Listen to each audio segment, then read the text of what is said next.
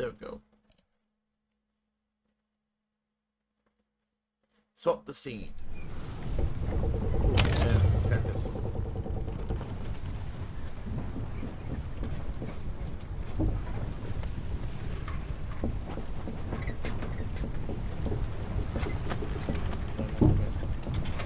Shit right now.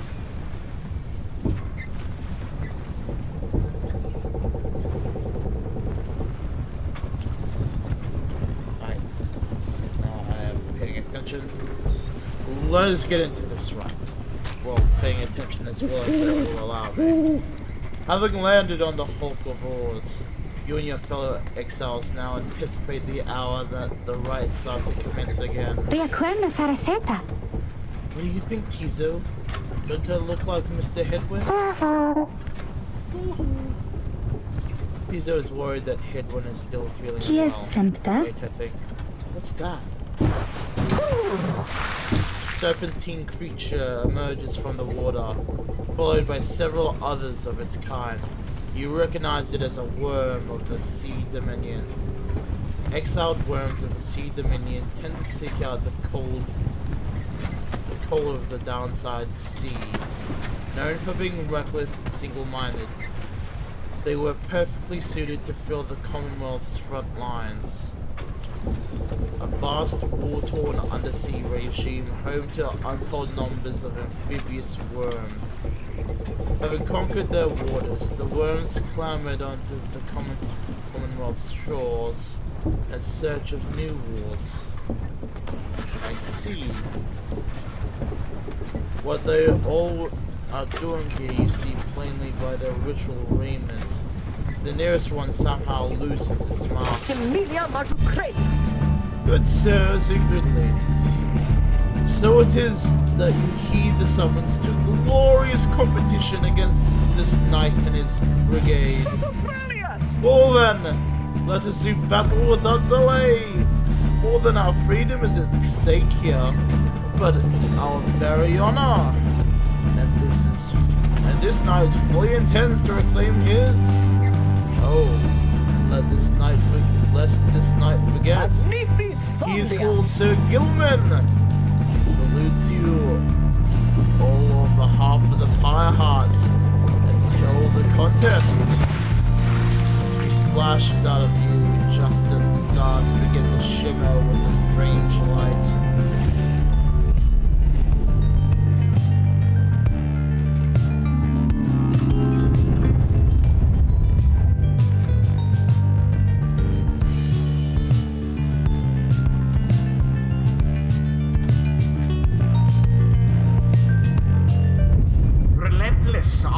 Reader, even the vastness of the sea was not enough to thwart your coming here unto the hulk of Orus.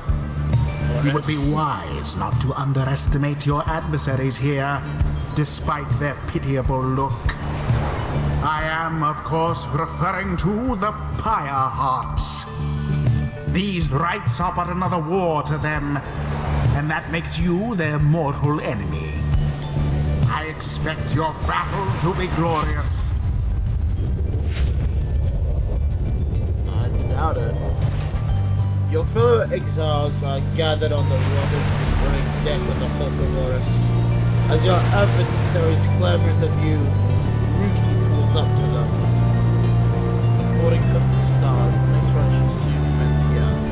The caress of doomed explorer vessels. Dazraban lost in the waters of the downsides. You got him turned. Say, what are you worms even doing here?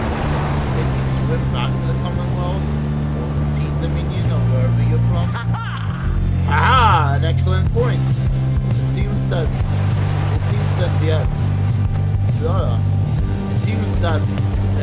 these adversaries in the rights are clever.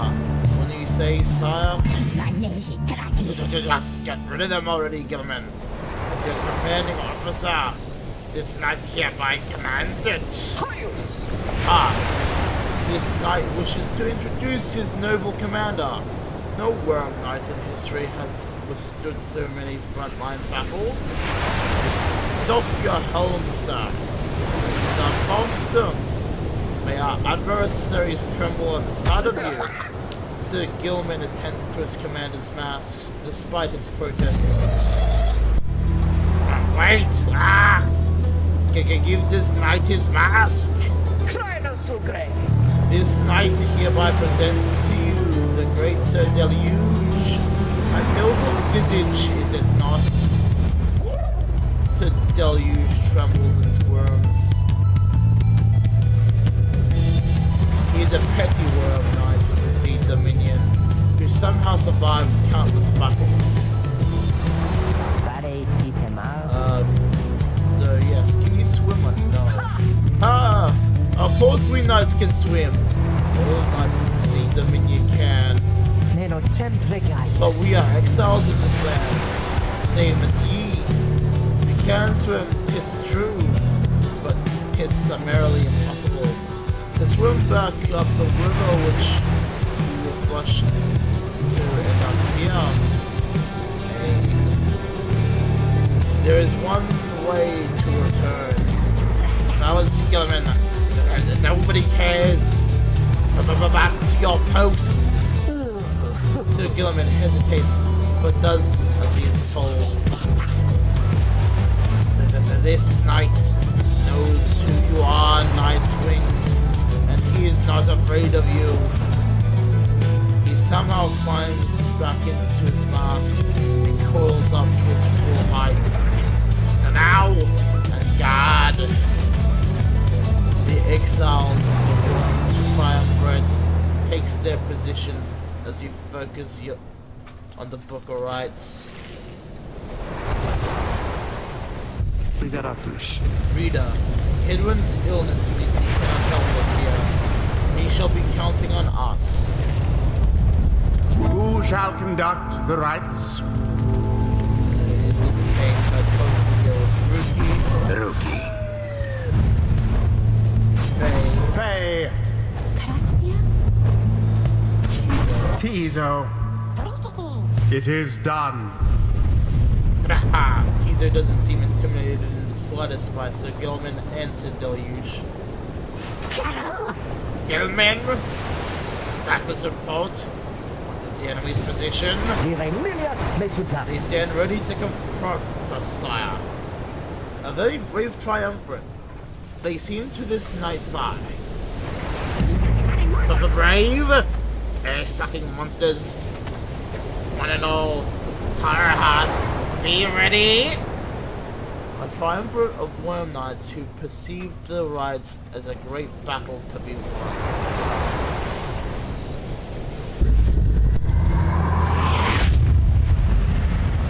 Begin.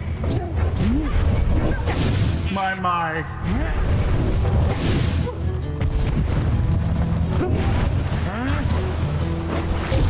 The Nightwings make their mark upon the flame.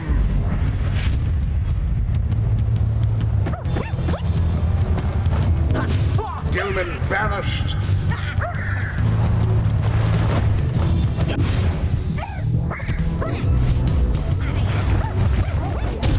Verily.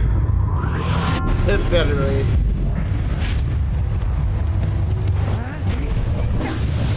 Seize the orb.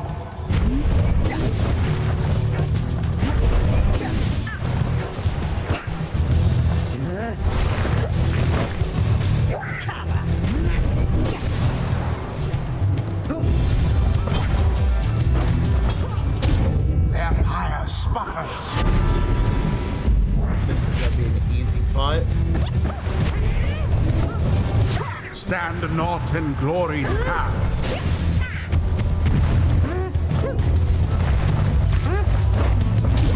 They douse the flame. Gentlemen, get your form is sloppy.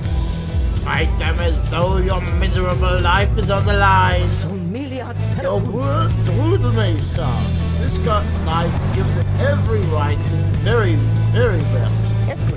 Though perhaps we have much to learn from such a brave triumvirate, as one with whom we now face. Whose side are you on? Get out there and vanquish them at once. Wow, those bozos pick even more than we do. Let's get them while they're busy fighting. There seems to be dissension in your adversaries' ranks. 'Tis little wonder these fool worm knights are no longer fit to glory to the scribes. Once more like that, and we are finished here.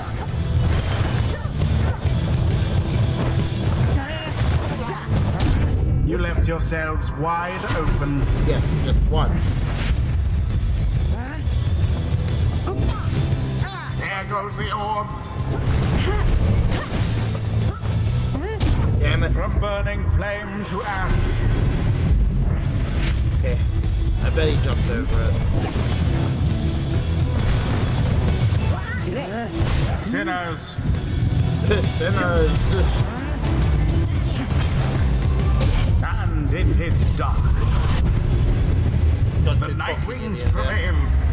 It was a glorious performance, I must say. The rite is done.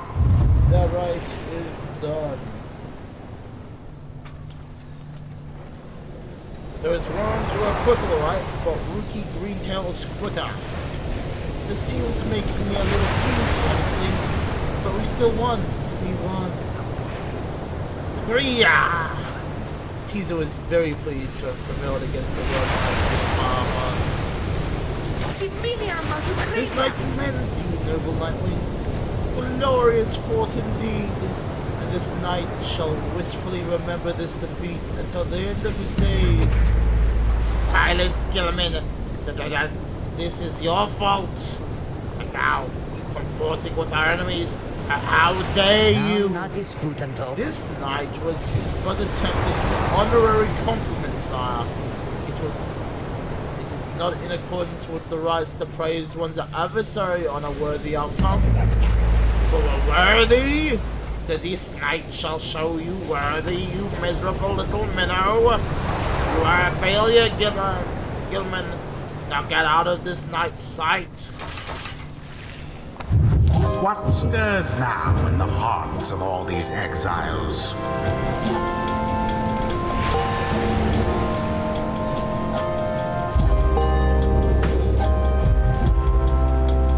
God damn it. Until the next rite. Until the next rite, where we now kick your ass. Oh.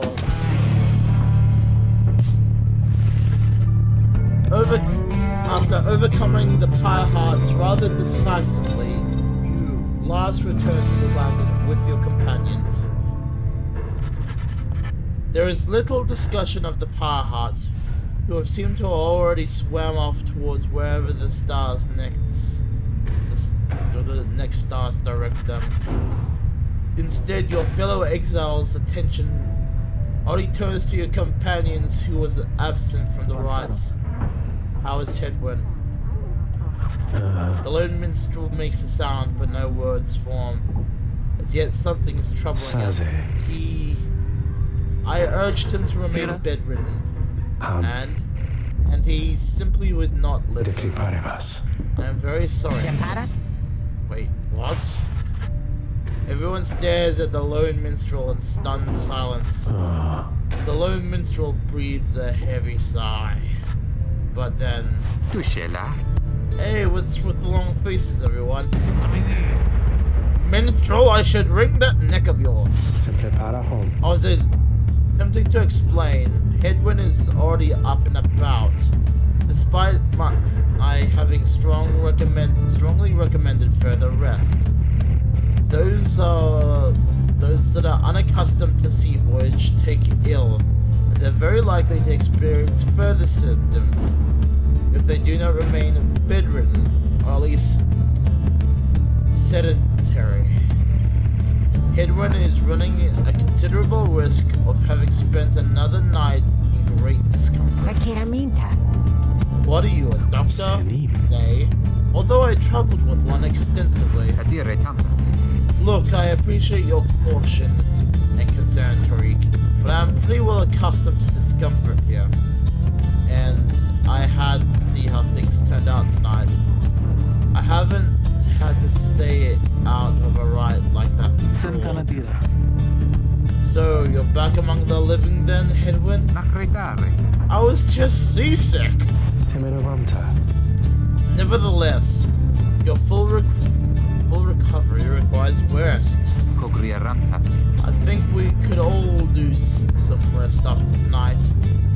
Anyway, thank you, everyone, for your concern, and I'm sorry that I worried you, or caused you further burden. He turns to you. My friend, what do we say? We figure out where to go next. I'm beginning to miss being on solid ground. You follow him outside to where the night sky awaits. Hey, I wanted to thank you for conducting the rites back there without me being there. I could rest easy knowing that you and the others was getting through. Anyway, I'll leave you to your reading. Can't imagine where we'll be off to next. We're well past anywhere in the downside I've ever been. Even Jody hasn't been this far. He bids you good evening as you turn your attention back to the sky. The stars shine down upon you. Seek again your destination.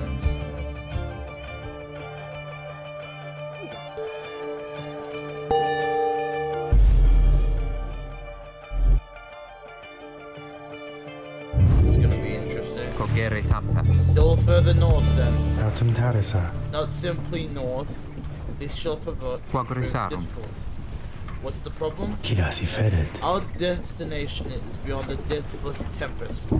A vessel such as ours has little hope of traversing it. Can we go around it? Given our confrontation with the Pyre Hearts, our chances back in worm-held waters would be even worse. Come on, people, it'll be just another day in the downside. Go get yourself some sleep while we still can, and we'll feel better in the morning. Your optimism is infectious, isn't it? We all concur that rest is in order, and the sea journey has been taxing on to everyone. Come daybreak, you shall find a way to sail past the deathless tempest. A tempest raging in the Sea of Solace, seemingly for eternity. The storm that arose after the death of the sea titan, unfathomed blurs, never entirely subsided.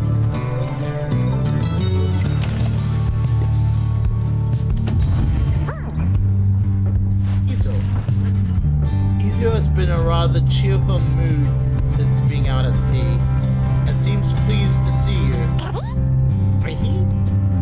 Izo is grateful for having had an opportunity to catch a fish for old time's sake. He's asking you if you want to know what he loves fishing about the most. You sense his inquiry is rhetorical in nature, so you anticipate his response. Izu loves catching fish because he hates them and everything they stand for. Huh? He has devoted his life to the eradication of their kind ever since they killed his family. He seems to be on the verge of tears, though as far as you are aware, imps cannot cry. Then he leers at you, eyes wide, expecting a response. It seems he has told you a joke.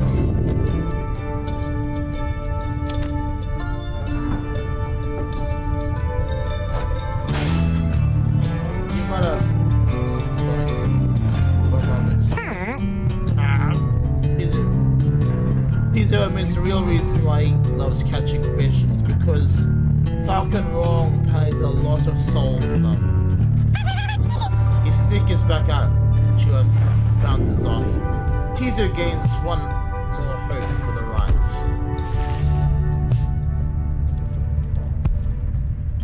Teaser's a cute little bastard.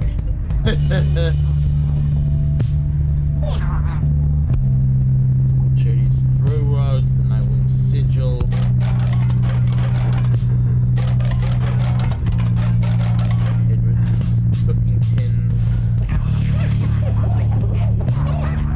the driver will be wrong.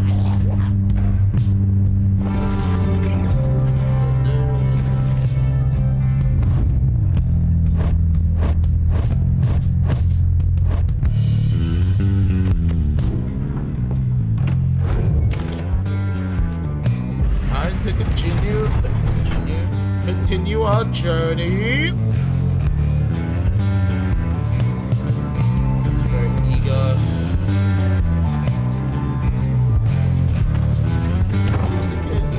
Go Teaser's direction. How can we say no to that face? Teaser has a very cute face.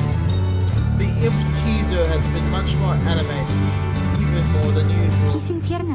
What is it, little one? Squeaky. Teaser seems to think something very delicious is in these waters.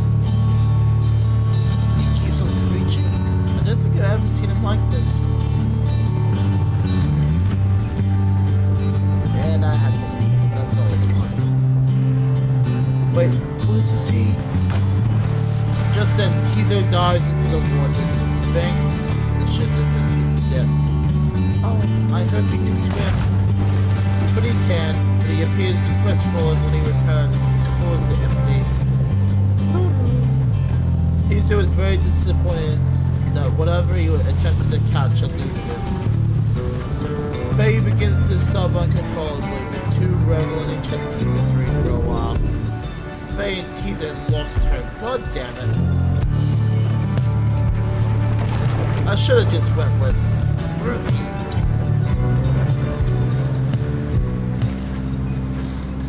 You and your companions look upon the deathless tempest. The stars demand you sail beyond it, yet the very thought is beyond reason. That something in the nearby water stirs. It brings something familiar. Oh, good ladies and good sirs, this knight beseeches you to hear him, if you please. What is it now, worm? The rites are ended. You have no further need of you. Oh, but you do. And in return, this knight shall further need of you, good lady. Out with it then. Let us be joined! Does this knight join you, please? Can you believe this, Hedwin? Not really, no. Hey, look he not so surprised. Your valor and the rights did stir this poor knight's soul. He swears to you upon his long-lost honor as a would-be knight errant of the sea dominion, that he shall serve you to the end. What about your other worm friends back there, the Pyre Hearts? They are base cowards! This knight can no longer abide such spineless characters, having witnessed true glory in our clash upon the hulk of Horus. Never before have we been trounced so thoroughly. Furthermore, this knight shall aid your passage through the deathless tempest. Is it not so that you seek passage to the north? With this knight's aid, you shall achieve your wish. So Gilman continues to persuade you for quite some time. He seems to know a way across the storm. Some sort of long-held secret among the worm exiles to these waters. Jadario pulls the wrists of your side after Henry gives her a look. Are you sure that Sandalwood would want this thing along? Mostly sure. Sandalwood wants someone for each mask, and this seems about as good as we're gonna get. Jadario glows back at the worm. He tries his best to look presentable. Edwin is more gracious.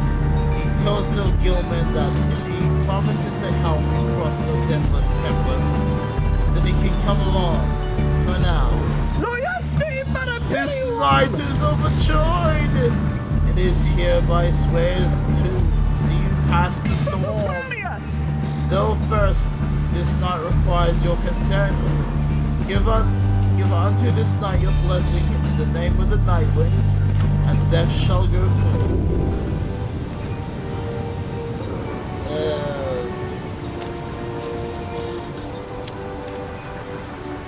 Okay.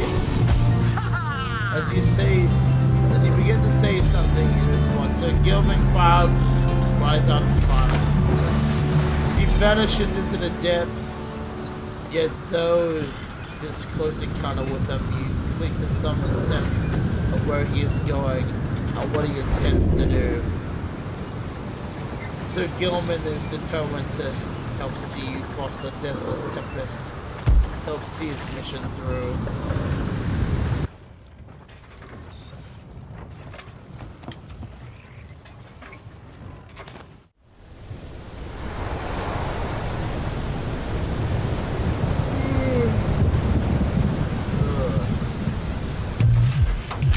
Determined to prove himself to you and the Nightwings, Sir Gilman emerges somewhere in the outer reaches of the Sea of Souls and calls to you. Master Reader, if you can hear this night, then he implores you, lend him your guidance. This night's objective ought to be far east of here. Today we shall bring peace to the Emerald Sea. Now, however, that among this night's brethren, the actions we're about to take are highly forbidden, but they are highly just. Thus Sir Gilman sets forth to quell the storm that rages north.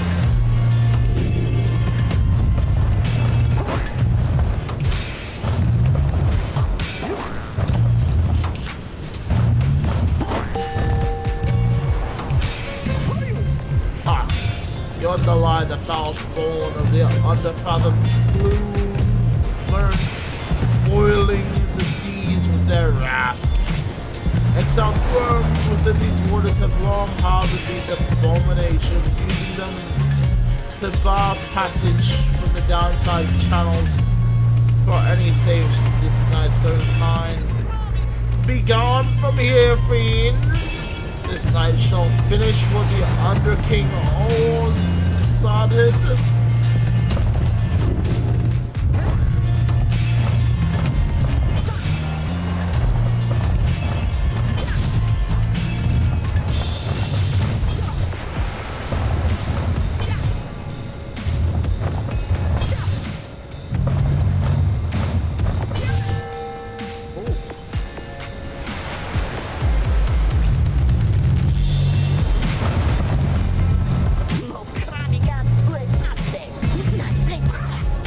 Right there, you traitorous slug. How dare you turn your back on this night to your superior? Superior by rank no longer, for we no longer serve the Commonwealth. Last this night checked. Here, you hold no sway over this night. Ah! What have you done to the spawn? Have you no honor left at all? This night has done that which required doing. His honor cannot sit much lower anyhow. He figured that this would be ideal to free himself from servitude to you. Why you dare staunch the tempest for those Nightwings? Good Sir Deluge, this night was born to dare. Now, come fight this night if you so dare as well. Pyre Hearts, banish him. This is an order.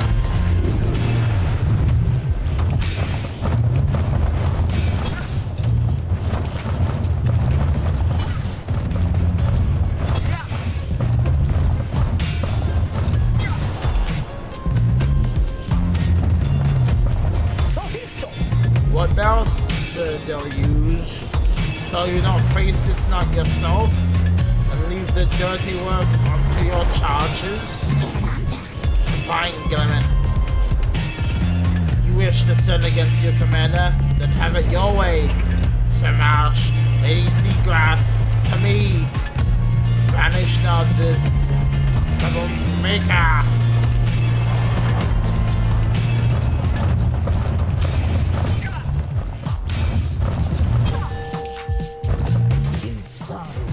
You're the master of this night, no longer Sir Deluge, the shatter our fraternal bonds.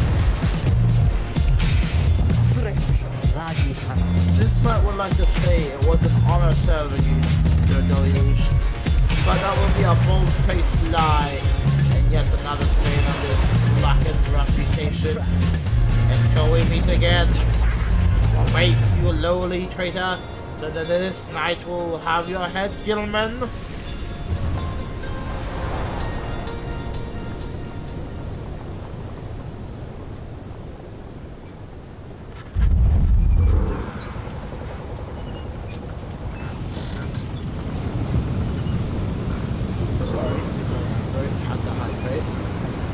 As the day wears on, there's little sign of the worm night. Your companions grow restless, but then... Hail! This night returns with newfound tales to tell, new scars to show for them. Sir Gilman is sopping wet and visibly shaken. He struggles to maintain decorum. He is, in short, the very image of a worm. And more importantly, that little tempest wants to no longer pose a threat for now. Behold! As if on cue, the deathless tempest begins to simmer and subside.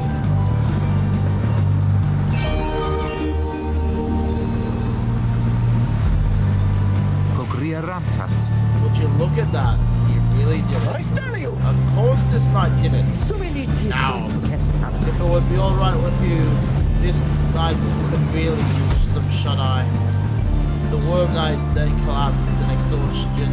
You and Head would help them up. Deal's a deal, Sir Gilman. Welcome to the Night Wings. Huzzah! Sir Gilman joined the group. He's also revealed the path for you. Bid him welcome. Into the deathless tempest we go.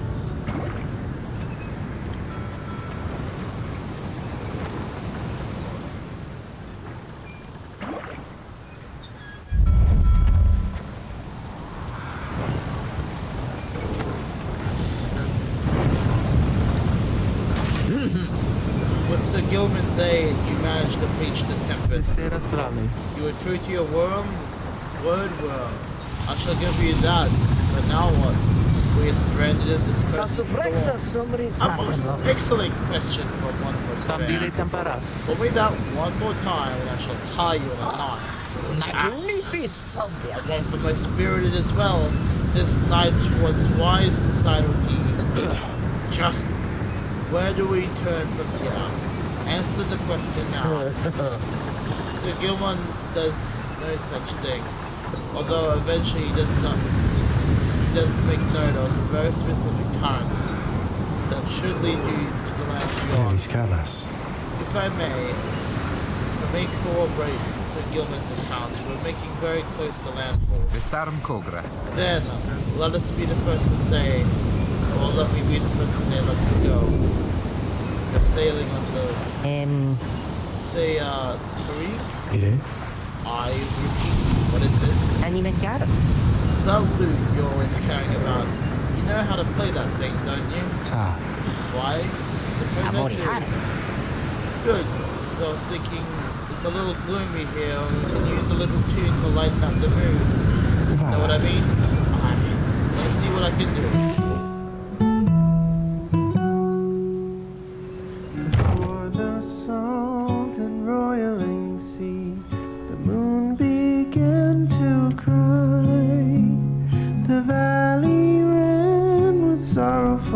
Tears and filled the waters high. The misty morning over the brine belies a leaden sky. The stars all hide away from the chill until the evening rise.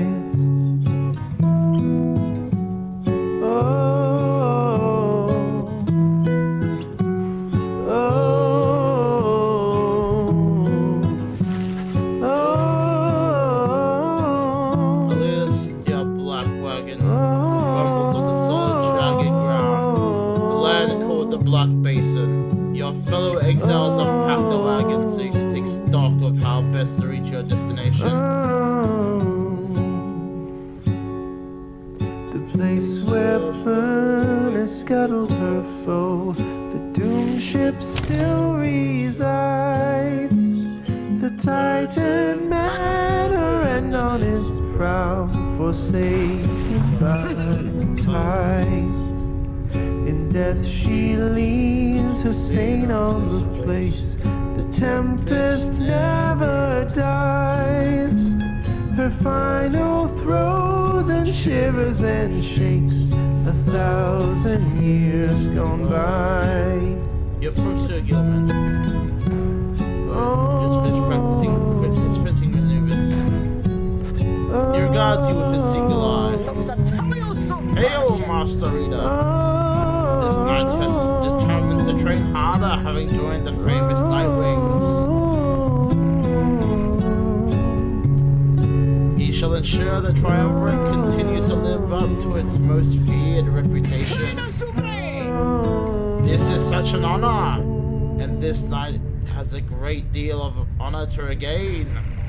Having fled the Pyre Hearts, this knight fully expects to conduct the rites in a most honorable fashion to this fullest letter of the law described within the books. Some triumphants this knight has met, and perchance mentioned by name, they are inclined to bend the rules, but sometimes a lot, and to prevail by any means they can. But this is wrong. This exile, the exile who refuses to obey the rules as they were written by the Under King Horus and his 7 friends, deserve neither his honor nor his freedom.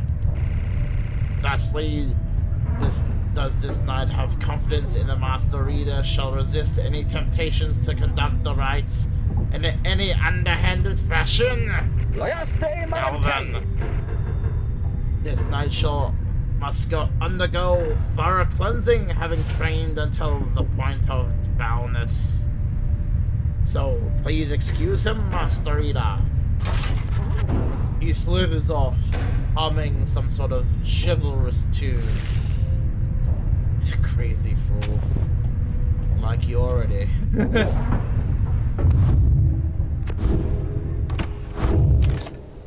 Survey the surroundings. You find that Hedwin has asked for several volunteers to scout the area and report back. Alright everyone, don't go too far. Let's meet back by dusk. Please use caution. The exiles dwelling in these lands are, well, rather territorial. For your part, you remain with the Black Wagon to keep watch. You see occasional dark shapes soaring across the sky, but none of them draw near enough for you to see any detail.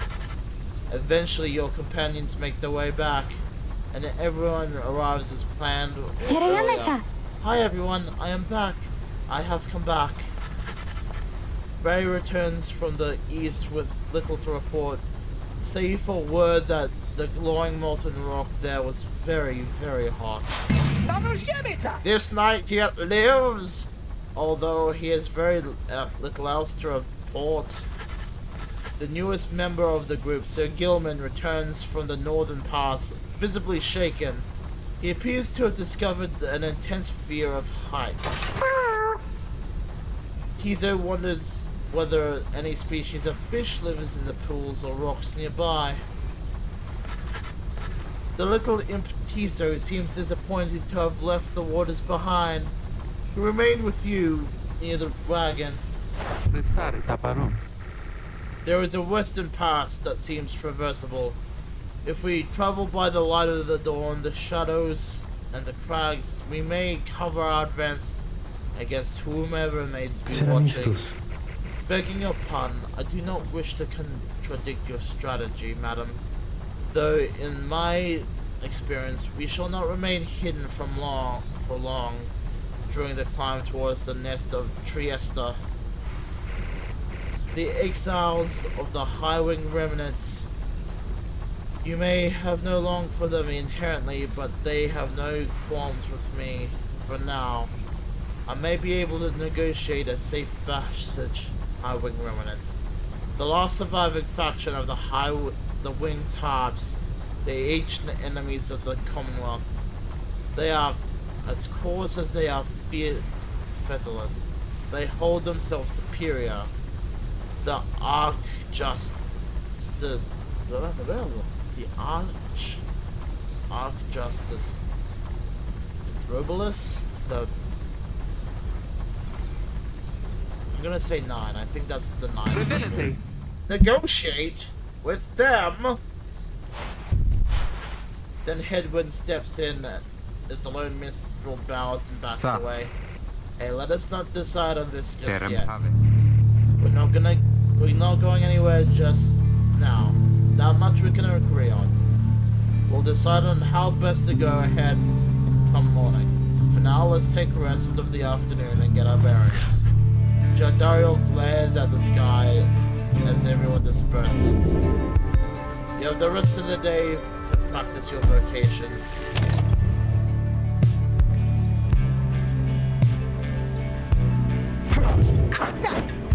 Let's bring someone up. Having gleaned knowledge from the Book of Rites, you can apply some of its teachings as each exile's path towards enlightenment is personal. You will have to mentor them one at a time. Very well, for there is much to learn. Your knowledge of that book is vital to us all. You will illustrate to Jadariel some of the intricacies of the rites, focusing on how all three in a triumvirate can move and act as one mind. You sense she grasps some of the concepts. Focus, training, prowess. The path towards survival on the blood border. These rites make similar demands on us. The northern edge of the Commonwealth is a flat and vulnerable expanse. The high wing remnants seized upon it every opportunity from the cover of the clouds or darkness.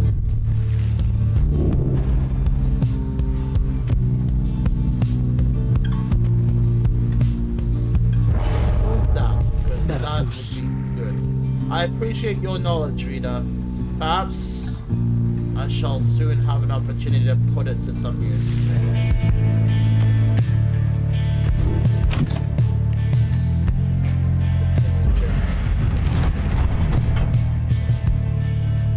Highwing Cove, Minstrel Jadariel.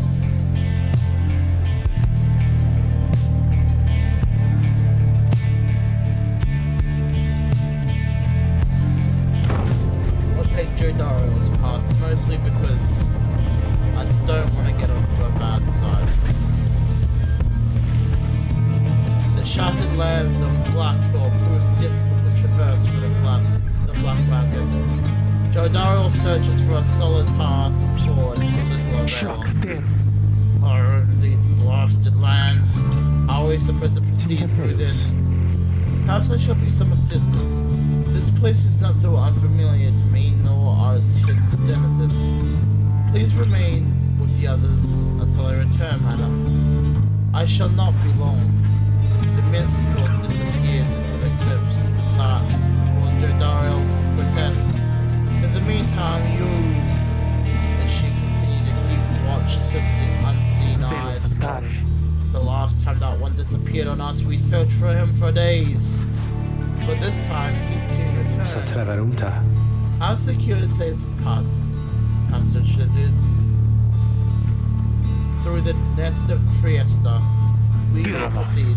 Secured safe passage with whom exactly? Just then, a winged woman dives down from the sky. And she looks Jadariel up and down, and then she soars away without a word. The lone minstrel says nothing more either. Jadariel's scowl deepens. For centuries, the Commonwealth withstood the high-wing remnants' treacherous assaults. Thanks to soldiers such as she, Jordario lost full hope for the next ride. Alright, Miss Sourpuss. As you arrive at the nest of Trieste, where the next ride is soon to begin, you cannot shake the feeling that unseen eyes watch your wagon's descent and remain watching now.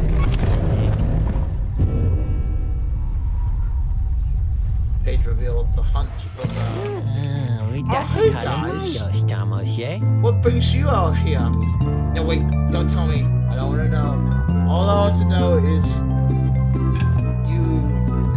all I want is you to get the best deals and the downside. I remember the voice in freaking at least. Dash of Stardust. Great eyes. Dash and a pitch. Something shallow.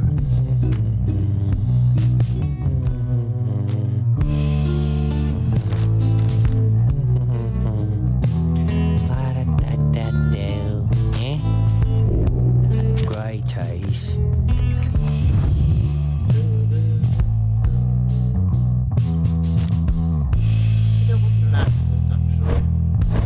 It's supposed to be 10, but now I'm not so sure. I'll give that to you and... Oh! Okay.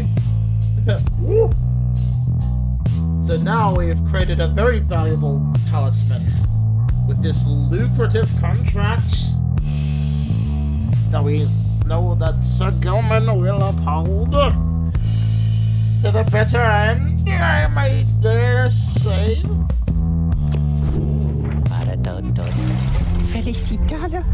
Must be our lucky day. Or I don't know what, Dad. Let's read us the new chapter in the book. The hunt for Myr. And the words of Golgoliathanen, the Master General. My Emperor lay here, bleeding and alone, stranded in a bitter land beyond the river. With fleeting consciousness, he understood the folly of his quest, and the folly of his rule over his country. Thus did he await the last embrace.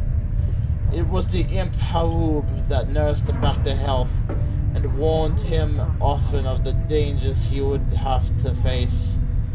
Many enemies of Myr would come in search of him, some under the employment by the rope crawler, some longing openly for cold, uncomplicated vengeance. I was one of them. I plunged into the river willingly. We needed to be sure he was dead.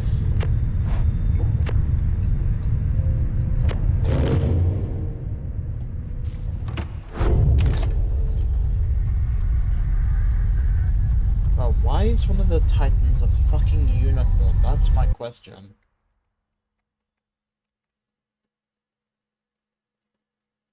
I mean, it is a question. Okay, let us commence the rites. You and your fellow exiles gather on the blasted lands that called the Nest of Trieste. According to the stars, will soon commence here. The exiled harp matriarch lived in solitude among these very cliffs, expecting the imminent commencement of the rites. You see no sign of any adversaries, but then you hear the sound of whooshing above. This, then, is what passes for the Nightwings now. Such wrath, such a rabble, not even dressed for the occasion yet. It seems the scribes have very little pride in their tradition. Hold your tongue, little bird. We have not come for talk. No, you have come on behalf of your commonwealth. Mark my words, you honored filth, you born filth. We shall last be free of ourselves. Your home shall burn. With that, the harp swoops off as Jordario blows after her. It is only then you realized another harp has come. She's quite serious, I assure you. I can help you out, help sort her out. It is in our mutual interest. You know naught of my interests. Let's give this another shot. Hi, my name is Pamitha Thane. She appears to be one of the winged harps of the Harwin Romans, now bound in exile. The surly one back there was my blood sister. No need to judge her so harshly, though. We've only met just now. Though I must say, something about you reminds me of her. How dare you implicate me of anything in common with your ilk? Just then, Hedwyn shows up to intervene. He whispers something to Joe Dario. No, Hedwyn, you cannot be serious. Jody, I'm asking you to trust me on this one. Perhaps I'm interrupting something? Say, by the by. However did you make it all this way across the sea? Didn't see you fly in. Trust is something I am loath to give away, Hedwyn. But you have set our course thus far, and thus I have followed. So do as you must. That sandalwood better have an explanation for all this. Jodario storms off as Hedwyn turns to you. What is your take on this one, my friend? Our foreman wants someone for each mask. I hadn't expected that we'd run into a harp, yet here she is. What are you getting from her? You turn your attention to Pamitha, who has been watching with bemused interest. Ah, a reader, are you? Pleasure to make your acquaintance, darling. Well, here I am. Gaze intently all you like and tell your comrade there the truth of it, why don't you? You sense she is conflicted about something, but you do not know what. You'll also sense, however, that her motives here and now are earnest.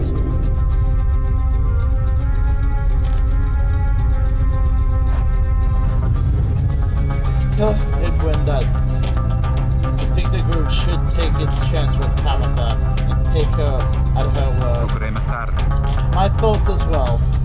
I think and hope Jodario will come around. He turns to Pamitha. I am Hedwyn. We will accept your offer on 2 conditions if you'll hear me out.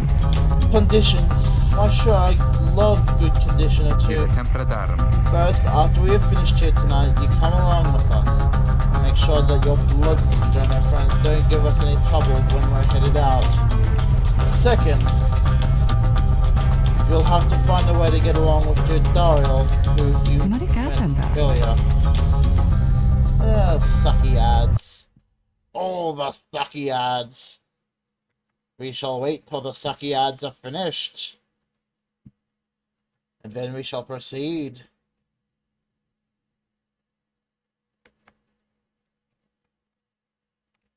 So how is everyone going? Who is present for this? For the madness that is whatever this is.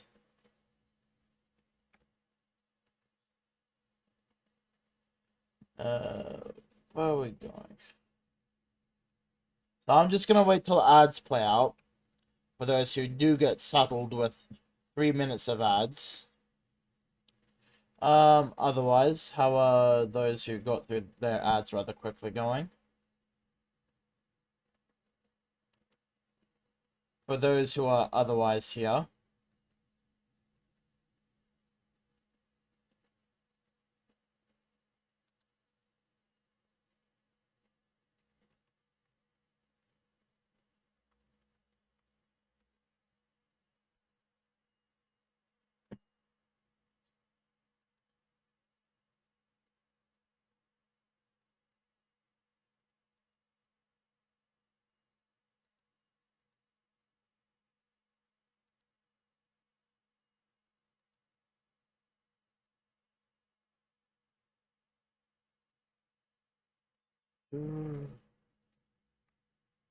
Of course, I don't think there's anyone around to actually provide an answer, So that's always fun.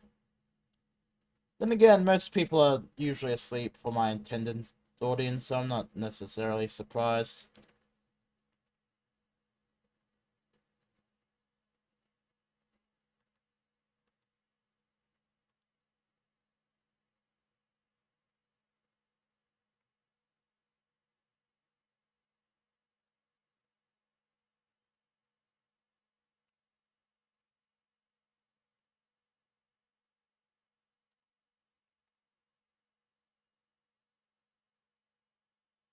I know one of my mods is out. Actually, both of my mods will be out. One of my mods is a very fucking weird sleep schedule. And the other is in Central Europe, so he'll be asleep by now. Well, I shouldn't admit that. I just have. And welcome back from the ads, everyone who was saddled with the full 3 minutes. Let's dive back into this. Brilliant, I have no plans to stick around here anyway. As for your demon friend, no doubt we'll get on famously. Now, I don't suppose you have an extra set of raiments I could use, because I think the rite is getting started. You look up and see that she's right. Pamatha Thane joined you. She has a score to settle. Bid her welcome.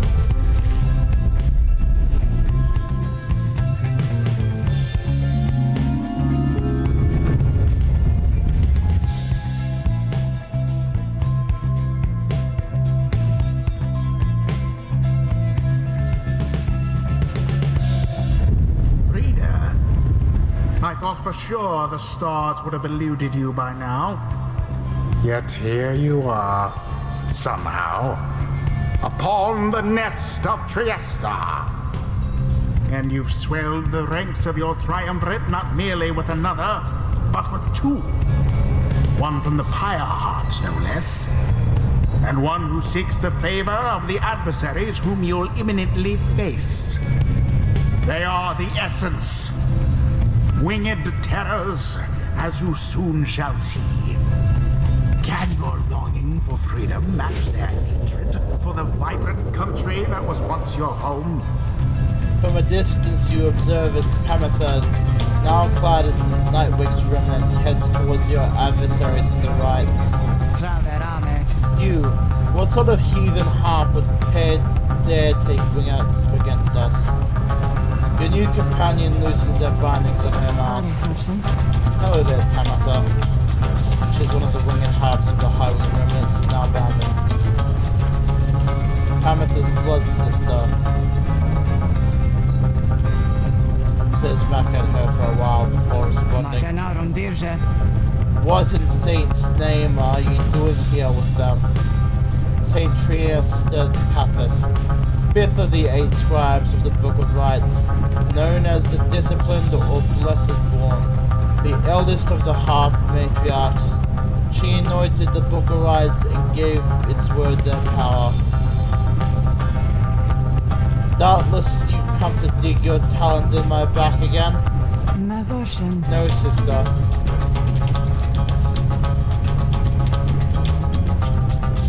Oh jeez. No, sister, I've come to have a word with you. Save it. You cannot hear but I cannot help but share your poison blood. I shan't ever count you as my sister. You expect me to believe you that you came all this way out to talk? You waste your time as ever. What's life if not a wasted time, dear sister? Give me a chance, why don't you? What do you even have to lose anymore? Besides, I have come a long way. Silence. You shan't have come here, and the time for talk is long since past. If only you could see yourself again consorting with my enemies. Fine then, savor in their defeat, but I warn you to stay away from me. Pamatha says nothing more as her blood sister turns away again. Pamatha gets your attention. Listen to me, reader darling. The rest of you are ill-equipped to navigate this place. Let me conduct this ride on your behalf, and my wings will bring you victory. Dear lady, your words ring true. This knight is flattered that you have not eaten him, is the tendency among your kind. This knight hereby volunteers his post in the triumvirate for thee. Sir Gilman refuses to participate in the rides this night so long as Pamatha can face her sister. You observe the treacherous terrain. Pamatha should be better suited to the rides here than the rest of you. Who shall strive for freedom? Pamatha. Why, I thought you shall never ask there, darling. I accept. If the little bird is going to conduct the rites for us, then I shall not.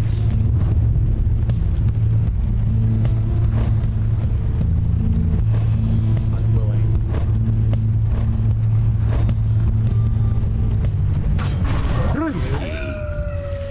Huh? Oh, yeah. You got it, chum.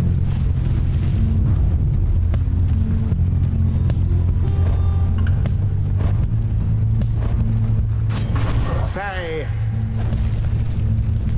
Why don't we all have wings? I want to have wings too. The choice is cast. Come then, sister. Perhaps we are finished here. You'll spare a moment of your time. I shan't be tricked by you again, Pamatha. How poetic that we meet here in the downside. I can think of nowhere else I would rather see you rot for what you did. To our people and to me. Pamatha seems to sense your presence and then catches your attention. Hello there, reader darling. If I'm to be at your mercy in all this, I'd very much like if you could minimize how often I am to wallow in the state of banishment. Quickly, let me show you what we sisters of the higher wing remnants can do. Reader, you put yourself amidst a feud between two sisters? That seems entirely unwise. Even for you. Tread lightly around that exiled Pamatha. Her kind's all but forgotten Saint Triesta's grace.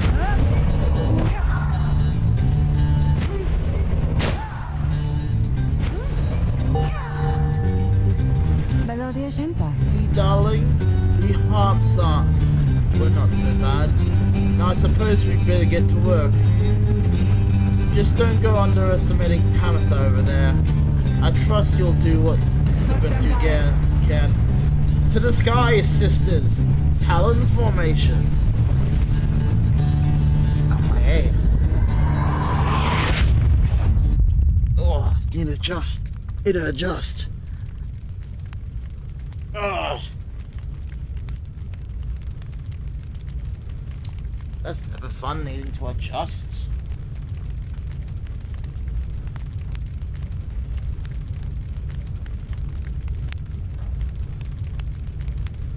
Oh, okay.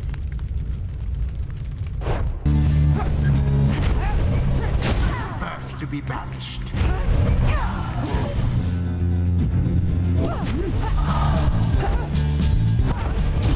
The Night Wings are the first to strike. One careless step.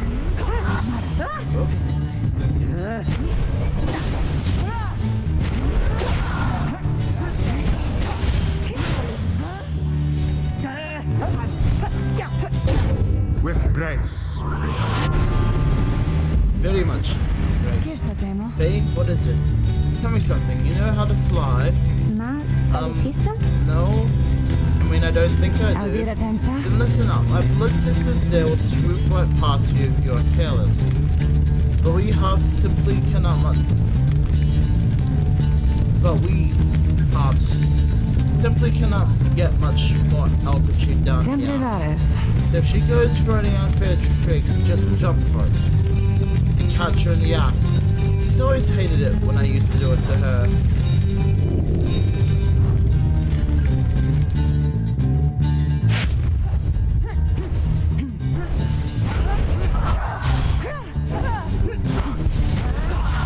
How sad for that one there.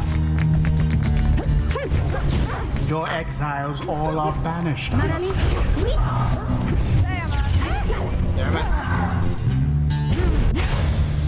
Oh, you poor Nightwings. They ain't very much better, let's be real.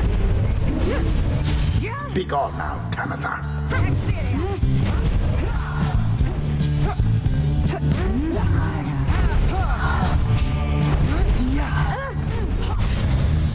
Pathetic. That ought to wake you up.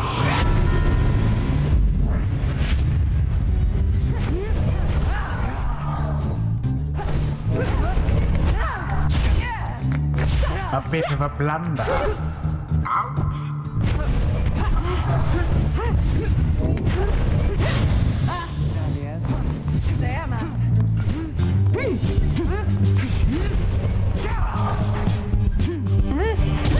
Righteous fire!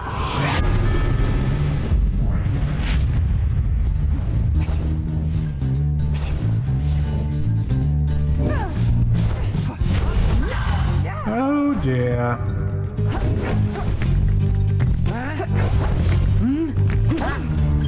Oh. Rookie plunged into their fire. Damn you, Tamitha! You are not true Thane. To think you have the gall to call me sister? Still, after everything you've brought upon us? A feared clan of the High Wing remnants. Tamitha and Tamitha are surviving members. Solishe de Maritavos. I hate to break it to you, Tamitha, but I don't think my actions, however much they hurt you, had any effect on our familial status. Look, I know I wronged you, but that's why I'm here. Though you don't know my side of the story. Your side of the story? If I wanted to hear more lies and deceptions, I ought to have asked the Commonwealth to stay my sentence for a while. Well, if you come all this way to face me, Tamitha, then come and do it. You and me. You think you see that? See Tamitha shake her head. Everyone, stay back.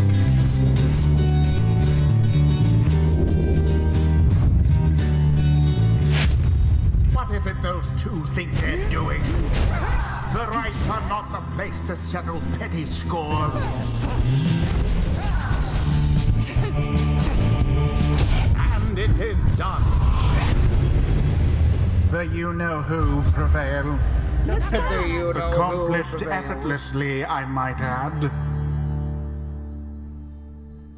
The right is complete.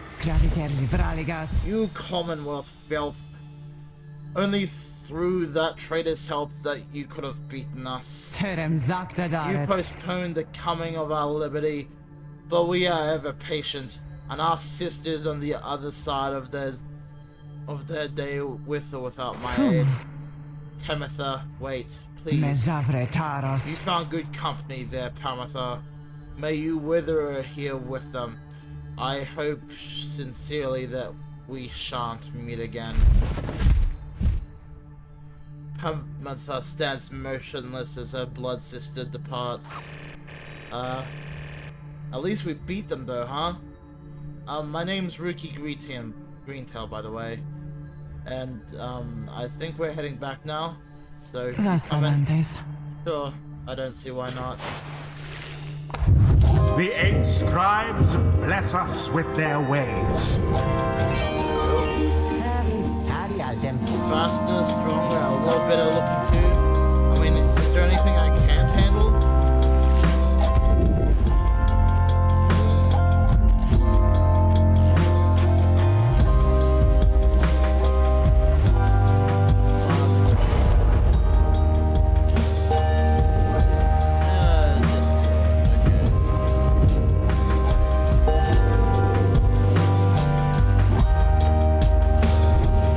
until the next right. Until the next ride.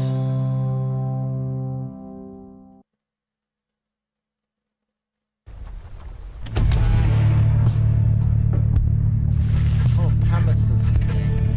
After beating the Essence in a rather one-sided contest, the Essence, a triumvirate of winged harpies harboring a deep hatred for the Commonwealth, led by the harpy Pameth Thane. One-sided contest, you and the others return to your wagon to consider your next move and how best to integrate Pameth into the group. Agras temporale. Don't worry, I won't be staying any longer than it takes. I like my air fresh, so I like to sleep up on the roof. I trust the rise will cause my path and Pamethus to cross again before long. And you're welcome with us for now, Pametha. Trust is what I got. Trust is what got us here. Isn't that right, Rookie? But Rookie does not seem to hear the question as he has been rather quiet first encountering your new guest. Pametha shoots him one of her smiles. He stammers something about having to check the wheels again. He runs off. During this discussion, the minstrel pulls you inside. Rita, I ask a moment of your time outside. Consul simpletavas. There is somewhere I asked that we must go here in the Black Basin, Rita. By your leave, of course, and provided that the stars will allow it, would you look upon them for us, please? Would you look towards the heavens?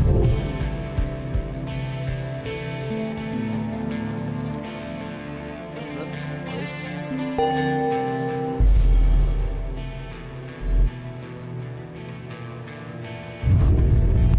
Satempralis. The glade of blue, directly due west. Then it's just as my client indicated. Kim verita. The client of yours, our informant, Sandalwood? He entrusted us with this wagon, this quest. Why? What does he want from us? You may ask him yourself. He awaits us somewhere in the waking wood due west. How do we find him? He shall find us. It seems that as soon as you meet Sandalwood at dawn, you shall have to cross a single narrow path west where he supposedly awaits.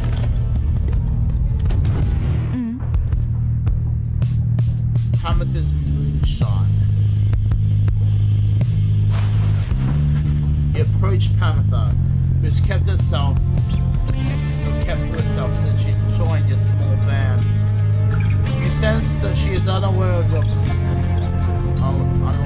as she preens her feathers, but then she speaks up before you can even say, "Come to check on me, Rita, darling." In those first moments when we meet, that vote of confidence in which you relate to the nice Hedward boy, I am grateful that you are willing to see past the wings. One of your kind's ancient enemies just happens to insert itself into your group, and you just go with it. However, I assure you that my motives here are plain. You'll see I have business with my blood sister, nothing more. You met briefly, I think. He's quite a catch. As to our little quibble between us, well, it's a long story. All in all, one that's frankly no one's business but hers and mine. Surely we'll run into her again. Maybe not too soon, but in time. We best have the rest of our long lives ahead. Anyway, happy to aid you in your quest until such time, especially when the extent that aids me and mine. A simple exchange. Until then, stay vigilant, darling. You needn't concern yourself with making small talk with someone like me. Besides, we harps have a saying, liars abound. She swoops away before you can respond. That's some strong stuff. Pametha notices you with a bottle of moonshine. Drink up. By all means, darling. Nice to find a boy after my own heart. She moves in and lowers her De voice. Gritaнаres. Let me tell you a little secret. That bottle there, Prisrame daste. I enchanted it. It never runs dry, believe me.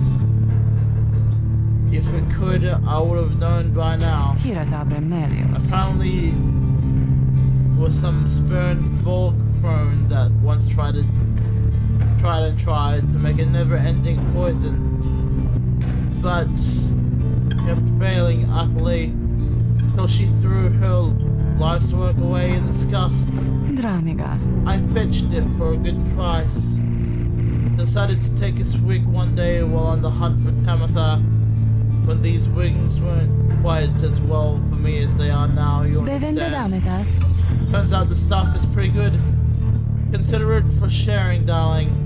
Just everything in moderation and so on. She takes a drink herself. She brushes by you.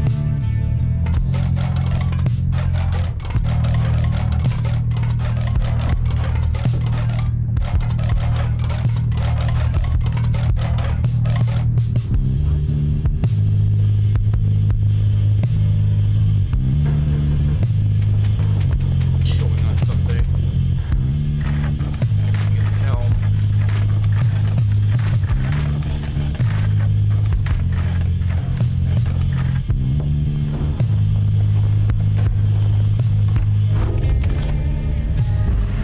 Continue thy journey.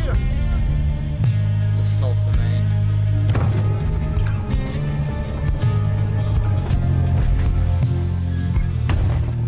The wagon has hit a snag descending the Black Crags.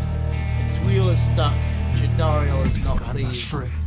First that blasted little bird, now this. Though you like Jadariel's raw strength, you join her as she attempts to dislodge the wagon. At last, with a roar and a heave, she forces the wagon onto solid ground. May this sandalwood be worth all this hassle. Thank you, Jody. I'm guessing sandalwood doesn't like to be kept waiting. Tefaras. He is very patient, on the contrary. Not I. Let us be moving. Soon the wagon is prepared to press onward and down the jagged slopes towards the waking wood. Your companions who explored ahead advised on which direction of the forked path is best. The waking wood, a labyrinth of forests, a labyrinth over forests on the western half of the Black Basin. Few know their way around in it. The path of the sacred Mount Alodiel lies beyond these suffocating woods.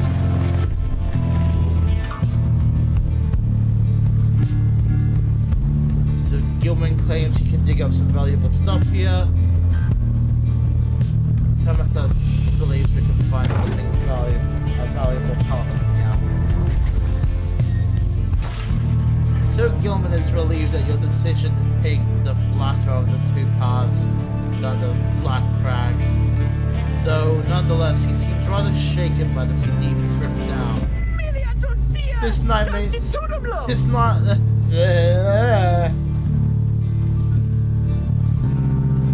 This knight mislikes these heights. For shame, Master Reader. You must take this knight for a common, craving coward. He buries his head in the soil. When you at last coax him back up, you see that he has an item of sorts. Haha! This knight did have you fooled there, did he not? He explains how finding items was part of his plan all along. He found a porous crystal which could be sold at the slug market. Slug market. Though his fear of height remains.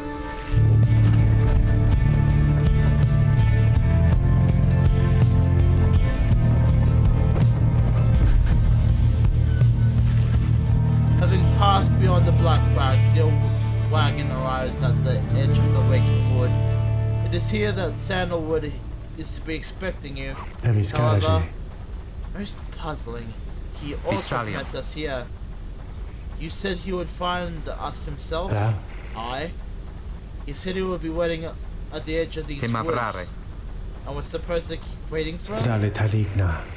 He would desire for the stars to be your guide as always. The rites beckon, and the rites shall take precedence above all else. Surely he shall find us yet. Kogere tamtas. Then let's keep moving. How do we get through these woods? The lone minstrel takes note of two possibilities forward. This point, though, cautions that the woods are difficult to navigate, and Sandalwood would have known the most expedient path.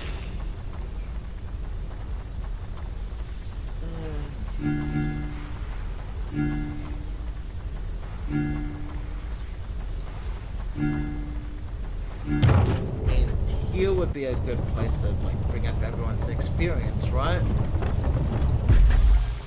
If Sima nothing else. Clarictus. Candlewood is the master of the rites, or used to be at least.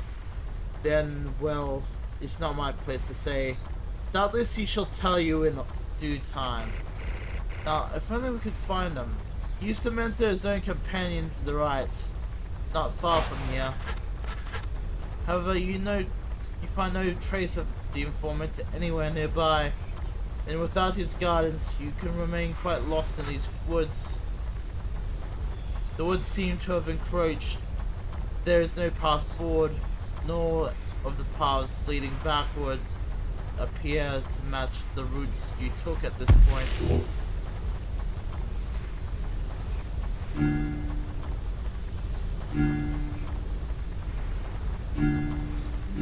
Let's go here.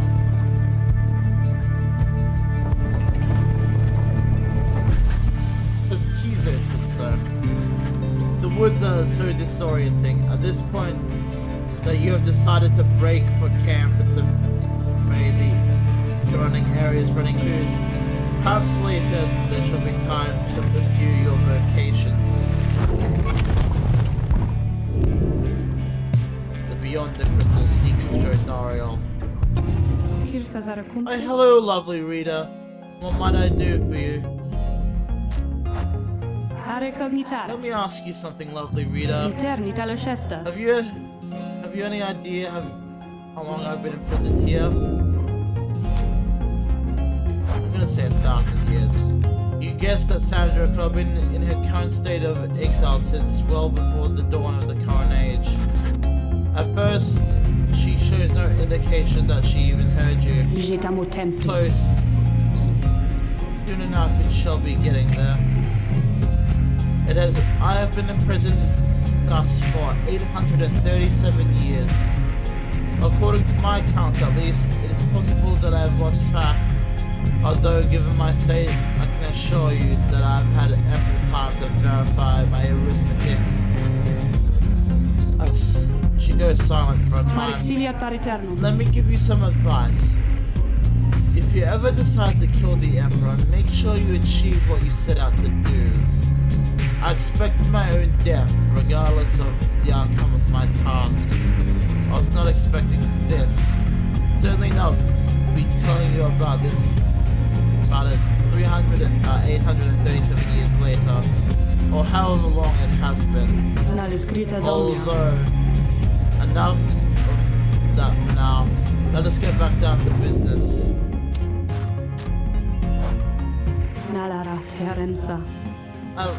It is the least I can do in exchange for your company.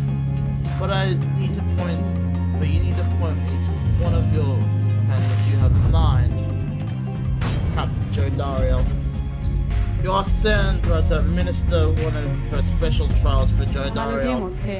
The surly demon, is it?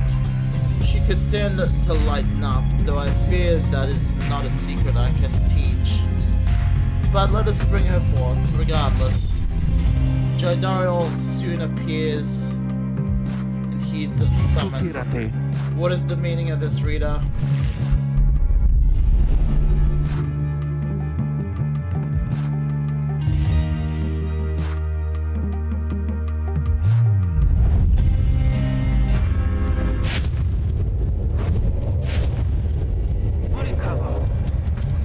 What is the meaning of this, Rita?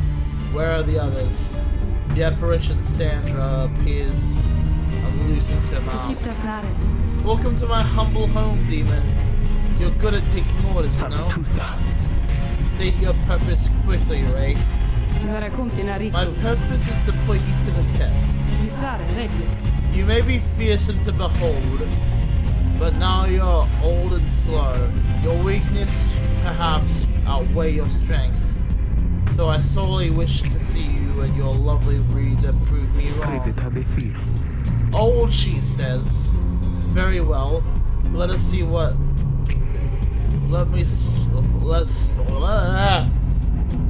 Why can't I speak? Why can't I do the thing?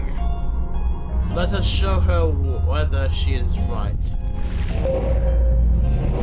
Enduring flame +45.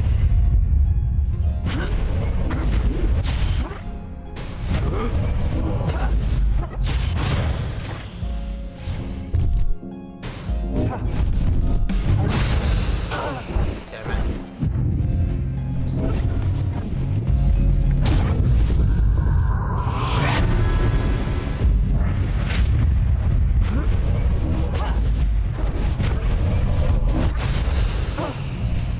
Spaces to pass, and we don't have anyone to pass it to.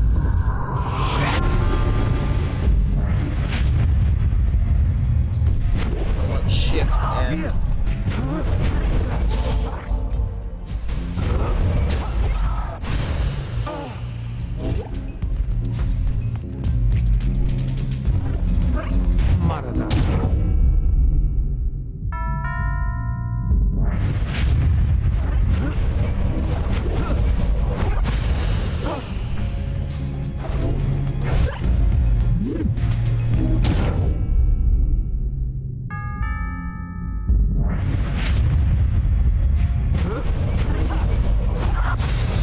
Damn it!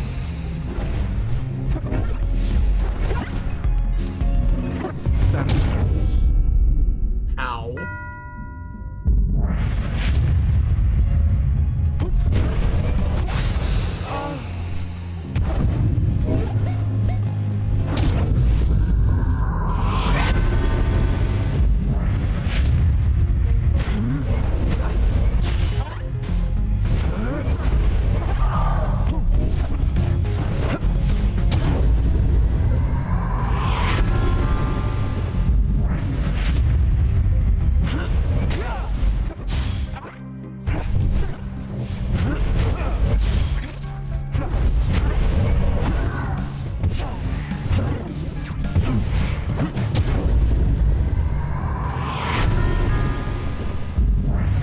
I got the rhythm. Far off a shot early.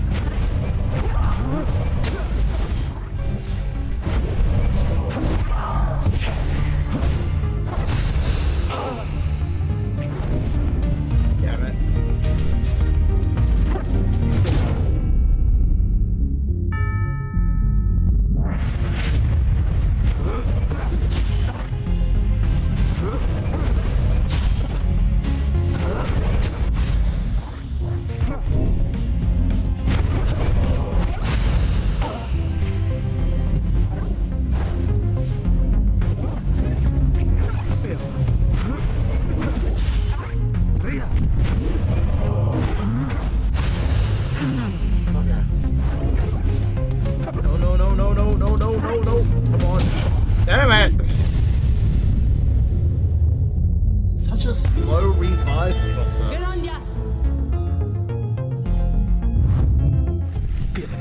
Such an outcome.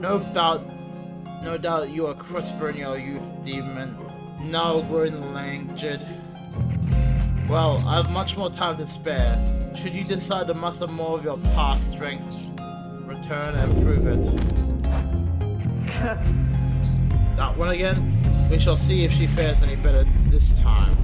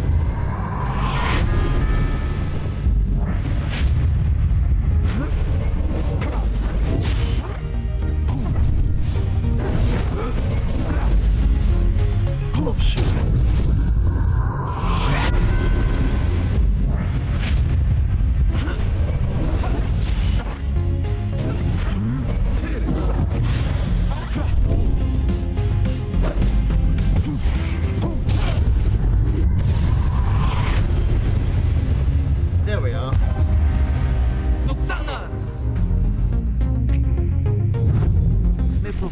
Are you satisfied now, Ray? I am never satisfied, demon. However, your performance was sufficient, and you have passed my test. Thus, congratulations are in order to you and your lovely reader. Now, farewell.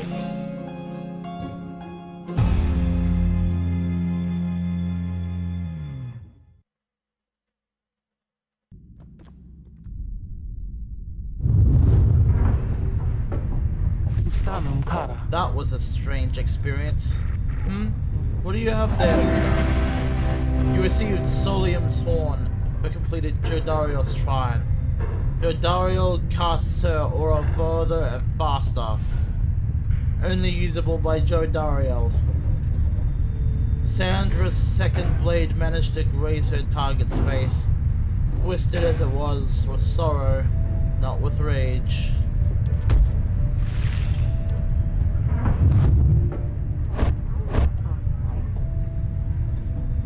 If I decided to, let's say, my ash coals there.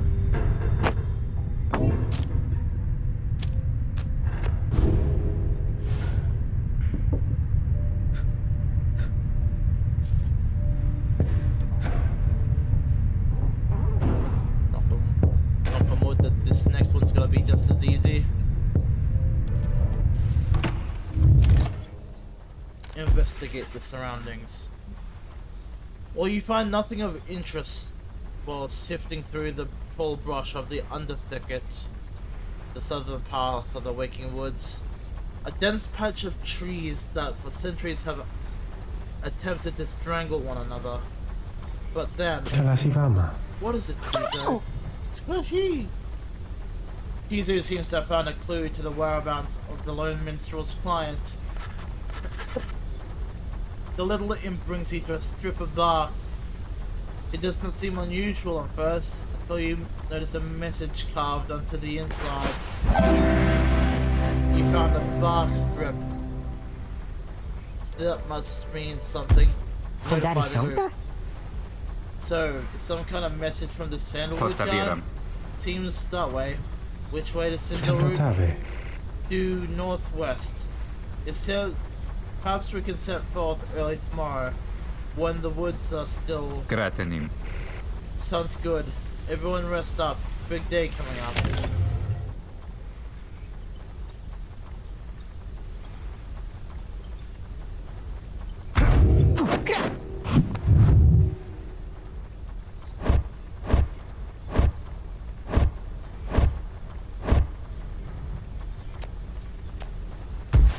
Let's meant to her. Fine then, let us chat for a spell. You sit down with Pamitha and go over some of the subtler aspects of the rites, such as the state of banishment and how to return from it. You sense she's beginning to understand.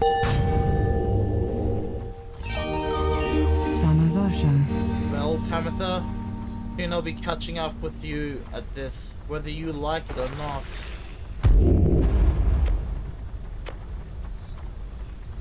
While flying, Pamitha moves faster than usual. For 5 seconds after banishing an Amethyst's adversary, Pamitha will move 30% faster than usual. We'll go for that. It is a strange sensation to be sure, though it gives you a moment to reflect.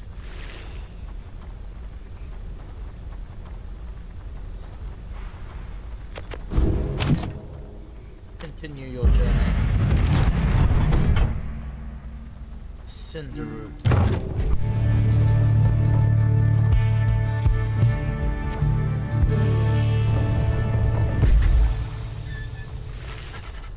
You arrive on the outskirts of Cinderroot. Once again, the informant Sandalwood is nowhere to be found. Cinderroot, a hushed clearing south of the Glade of Lou. Grounds well traversed by saps knowledgeable in the rites. You sense the hopes of your companions waning as your search through the area yields nothing. Then something startles the little imp Tizo. Tizo seems to be crying out in surprise. He has spotted something or someone. A tall figure strides forward from the trees, making a sound like laughter. The imp charges towards him, and then leaps right into the figure's arms as they embrace. Hail, Tizo. But you look famished. Yeah. The tall sap produces something that the imp swallows immediately with great pleasure. Sap, tree-like creatures known for their ingenuity, cleverness, and ambition, having allied themselves with the Commonwealth, achieved in decades what they could not achieve in centuries. The lone minstrel, though, nods his head in affirmation. Everyone, I wish to introduce you to my client, Volfred Sandalwood. It has been too long, Volfred, sir. Too long indeed, Tariq. I trust your new companions bring some color to your days. Simbaratas. They do, sir. I think you shall find them worthy of the Nightwings. The sap looks upon the lot of you. You cannot sense his thought. We shall see. Then he turns to you. You must be the reader. I am certain that we all appreciate your efforts here, my boy. Though we shall manage on our own from here on out. You're welcome to continue on with us, of course. Though you are free to go. I trust you have been adequately compensated for your time. Thanks as well for looking after my books. You consider what to say to all this. Volfred intends to relieve you of your duties to the group.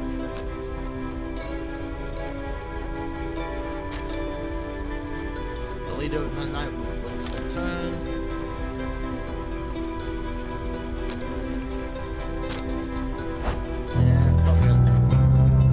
Muttered some sort of goodbye to Hedward and the others. Turn to leave, for it seems that you are no longer needed.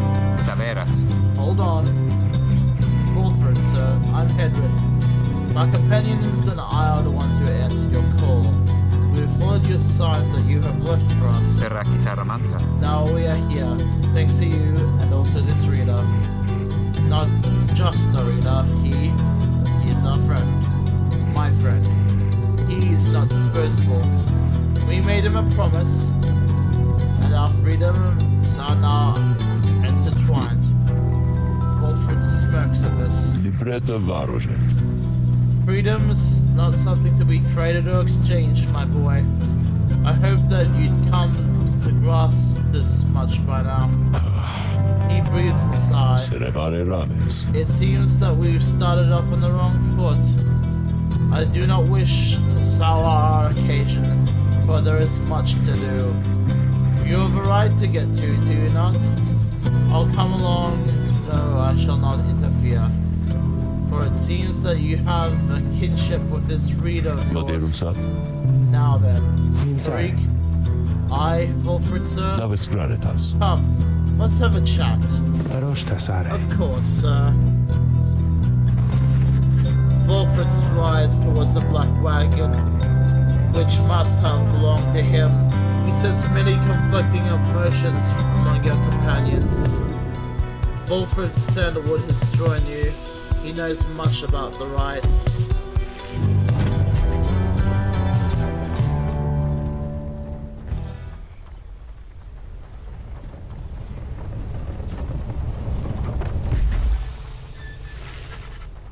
Your wagon cuts through the clearing and to arrive at the Glade of Lou, where the stars directed you. Volfred nods his approval but leaves everyone to their devices. The great sap scholar Lou Scalorian, he have vanquished the root titan, the limbless Arizek. Page revealed. The Wow, demon. volume pentifies. Oh, hey guys. You know, I didn't get the word out about this new franchise which we opened just now. So, give me a great deal. Just tell your friends, okay? Oh, and hey there, Mr. Sandalwood. Good day to you too, Ron.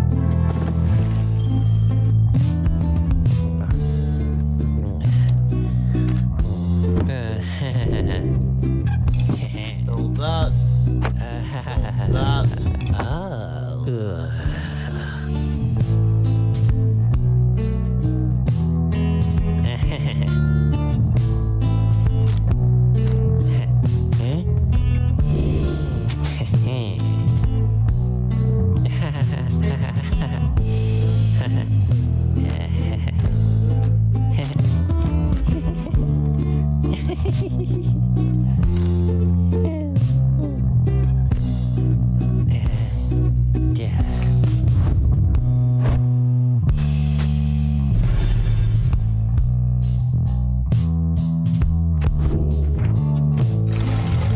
Lactose, That's how you Poppy. get a repeat customer, Dad.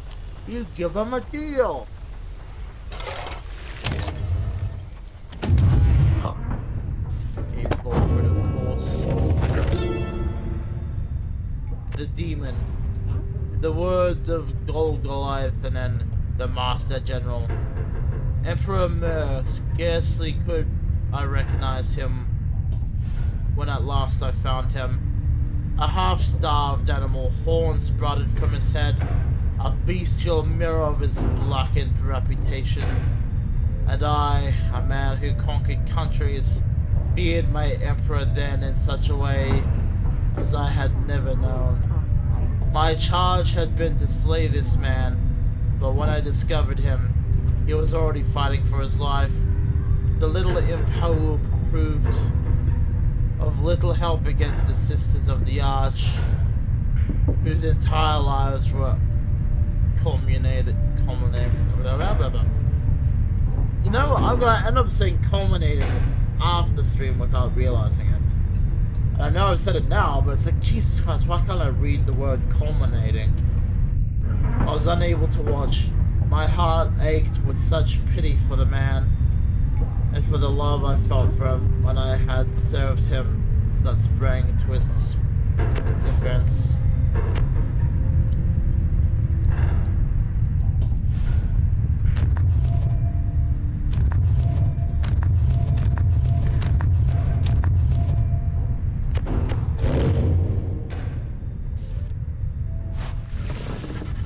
You approach Wilfred Sandalwood.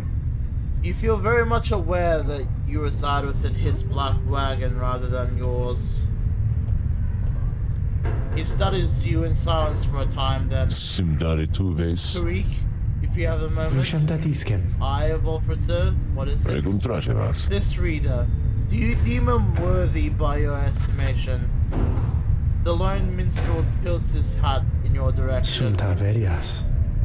If you wish my own estimation, Wilfred, sir, then I do. Of course, it is not entirely for me to say, but I've seen this reader integrating with the others well. I believe that his achievements are self-evident in having reached the Black Basin. Your instructions were deliberately difficult to follow, and yet he and the others followed them. Indeed, your words make sense as ever, Tariq. And what does little Tizo think of him, I wonder? Squeaky. Tizo indicates that, as a matter of fact, he is happy to have you around. There you have it, sir. I see. He continues to examine you. High praise isn't oft spoken by those two, my boy. Nonetheless, I shall be watching you. Now pardon us, Tariq and I have matters to discuss. They leave without another word. Although you think you notice the lone minstrel look your way over his shoulder.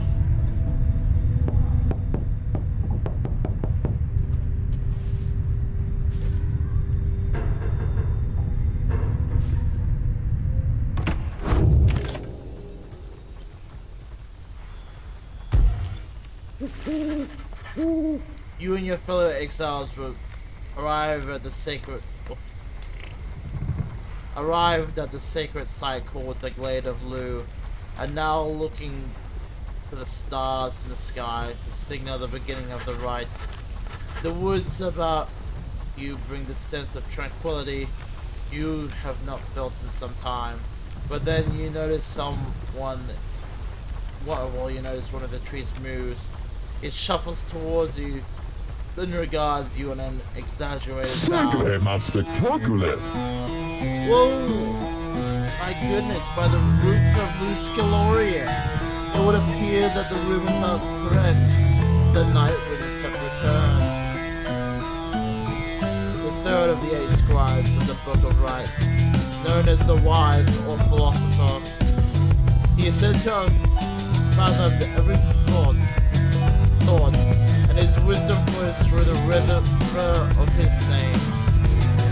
Oh, but where are my manners?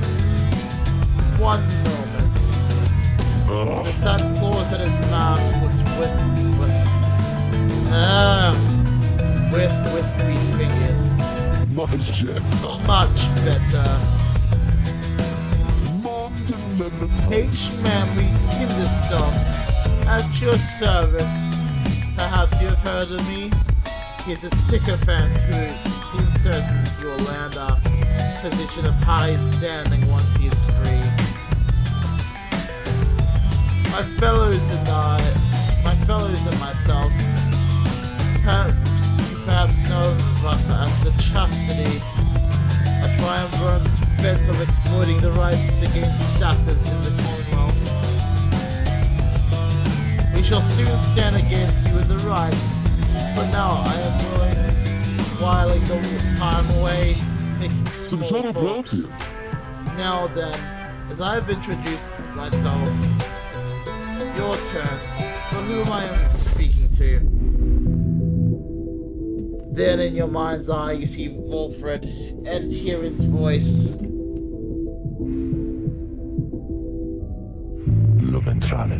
Manly, tender stuff is not to be trusted.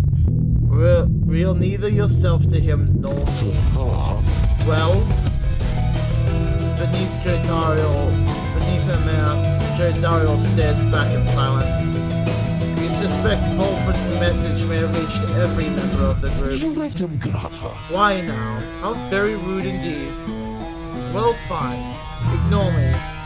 But you do so at your peril.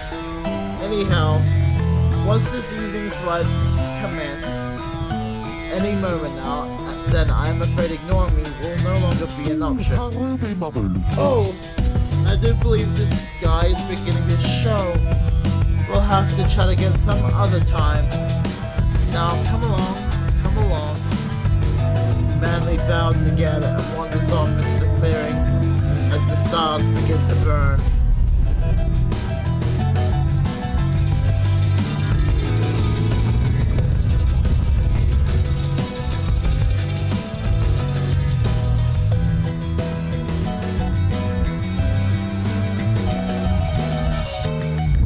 Once again, the stars align themselves before you, reader. And here now at the Glade of Liu, I have to say, you've come so very far. But there are those, such as your adversaries called the Chastity, who have toiled for this too. They know that with their freedom comes great opportunity. It could be yours instead. Please show the Chastity that the Nightwings are superior.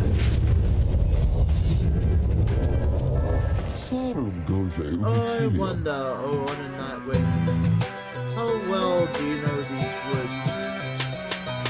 Why, these woods could strangle you, and I'm afraid I could do little to stop them even if I tried. You might do better to beware of them. When Dario continues to ignore him, he grows upset. Why, you insolent? Then fine. Let us begin this dance indeed. He shoves his mask back on with a huff. And allow me to thank you in advance for helping me return unto my proper station in the Commonwealth. The rite shall begin forthwith.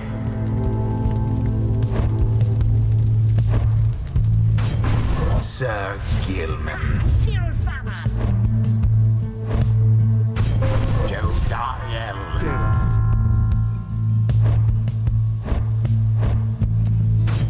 Rookie.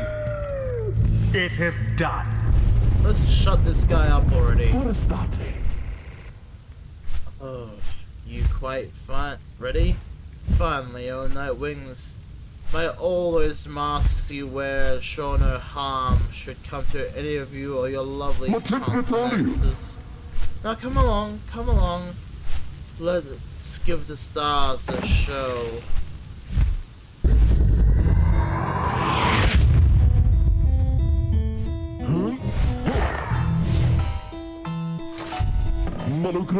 May I present to you Junior Humboldt Manley Junior Manley Sapling, which not only has a name but bears similar posture and likeness to him. Why, he is every time my equal, and is poised to guarantee that the stuff mine shall have a bright future. He goes on about the sapling for a while. This knight does not know about you, Dario, but he's quite finished listening to that sap idle bluffer. I couldn't agree more. Now, isn't this the most precious thing you've ever seen? The sapling is nothing but extinction of man. If he is banished, the sapling should cease to trouble you as well. Manly and his offspring hold no small degree of influence within the Commonwealth, reader. There are many who would welcome his return, though none so much as he himself.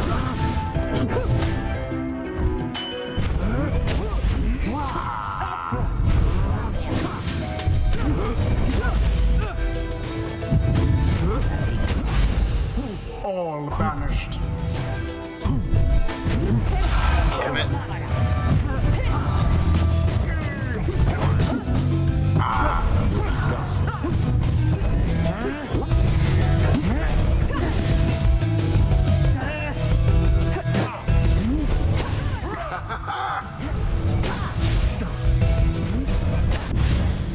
That was the last of them.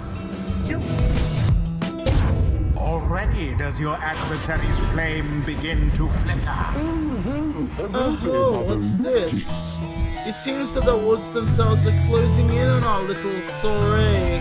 Oh, do be careful now, these grasping roots and vines, they may not hold you in such high esteem as I.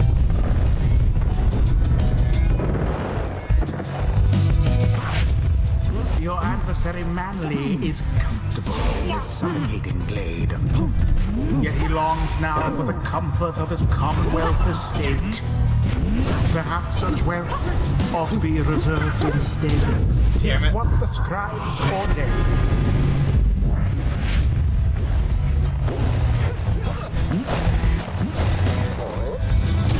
A crushing blow against your pyre.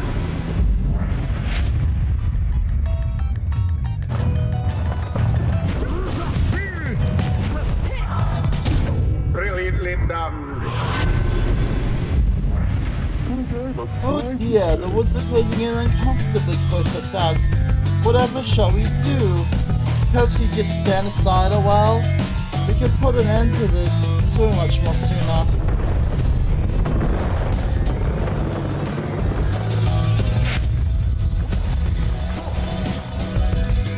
The orb!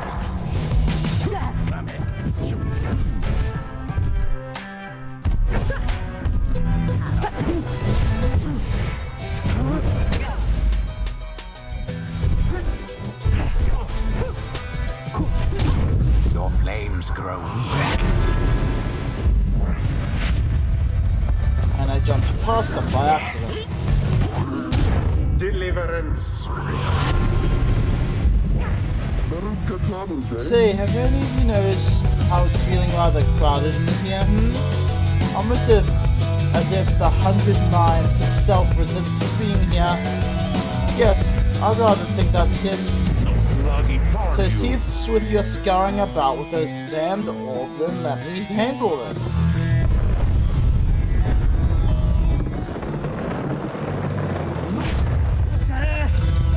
Now to the flame.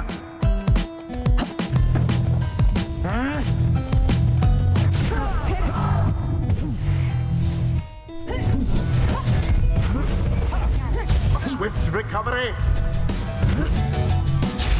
Sorry, Manly. No, we ain't. Spectacularly done. Alright, you Nightwings, I've had it up to here with you. Or put simply, I've had it up to here with all of you, encouraging these plans, these miserable things. Either way, I don't appreciate how you're ignoring me.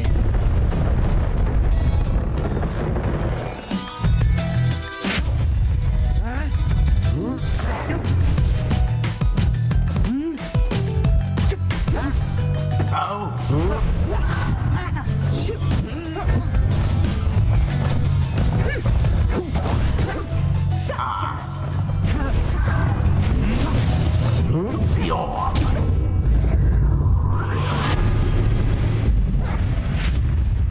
No more than a lick of flame remains.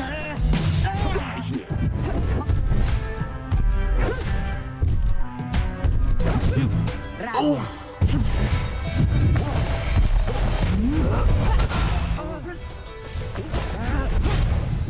All of the Nightwings banished. Good news is the AI is apparently fucking stupid.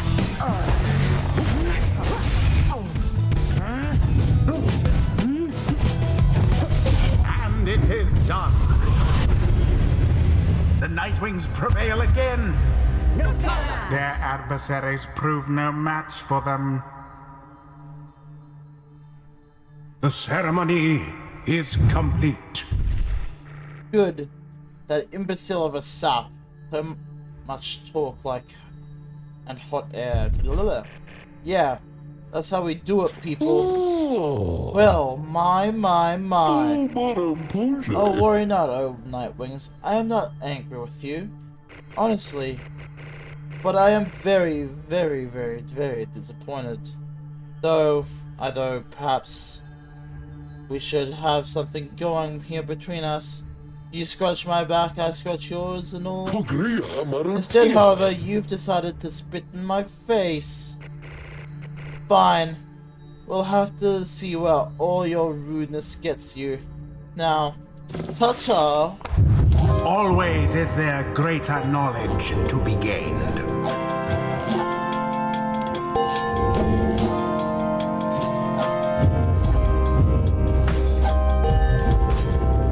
Desperate for honor, this Sir Huzzah! Gilman may Great yet wisdom learn clouds something. over this night's entire consciousness.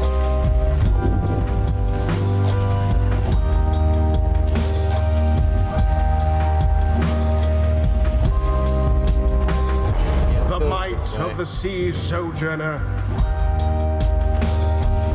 Until the stars align. That was well done, my boy. I'm beginning to see why your companions vouch for you. Don't let it go to your head, of course.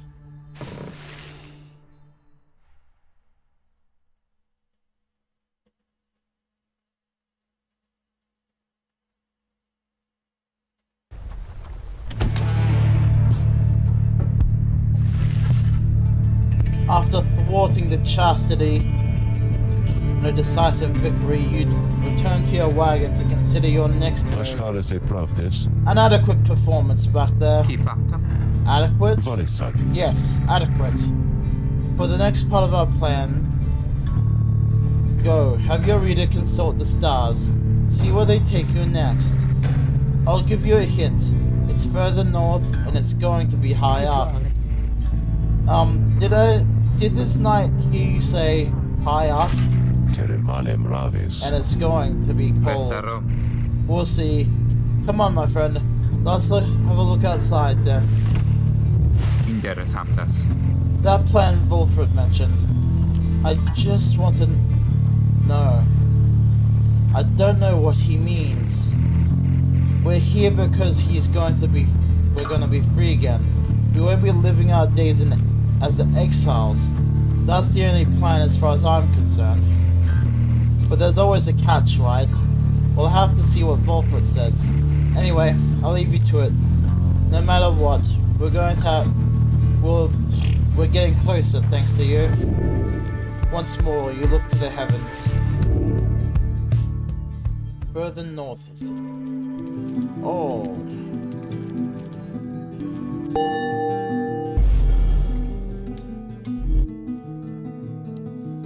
This is going to be interesting. So you see it for yourself. You are summoned to the north, where looms Mount Elodiel, and at the very top, the fall of Solium. You confirm the stars indicated this exactly. Wolfred, sir, how did you know? Wolfred smiles back at him, but you sense his thoughts, as though he is directing them at you. I too can read, my boy. Oh, the first properly voice acted thing there. Forbidden though the words may be. He turns to Hedwig. Your reader skills, while rare, are not unique. But as I said, I'll let him do the job. I see that you have something special going here, which benefits the plan. What plan? I thought this was about our freedom. I fear not, my boy. It is indeed. Plenty of time to tell you, and all about it on the way. For now, however, you look like you can use some rest. And for that matters, so can I. If you excuse me. You sense your companions are exhausted from their recent travels. Given the road ahead, you agree that it will be best to take the night to recover as much as possible. And no one to talk to. At dawn, Wolfred is already up.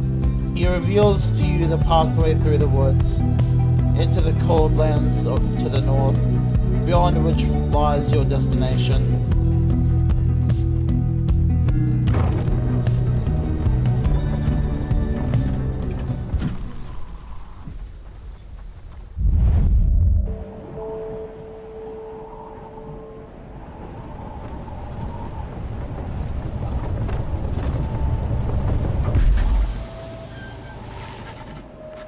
You get clear of the woods at last and arrive in the lands growing cold in the shadow of Mount Elodiel.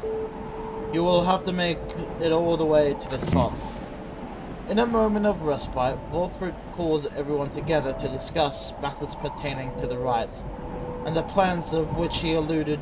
You banded together with a common faith that freedom from the downside is not impossible, am I correct? Well, let me ask you something. What does freedom mean to you? He looks in your direction as he asks, defying you to answer.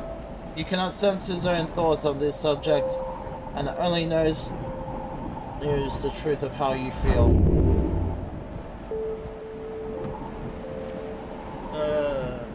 That's a good question.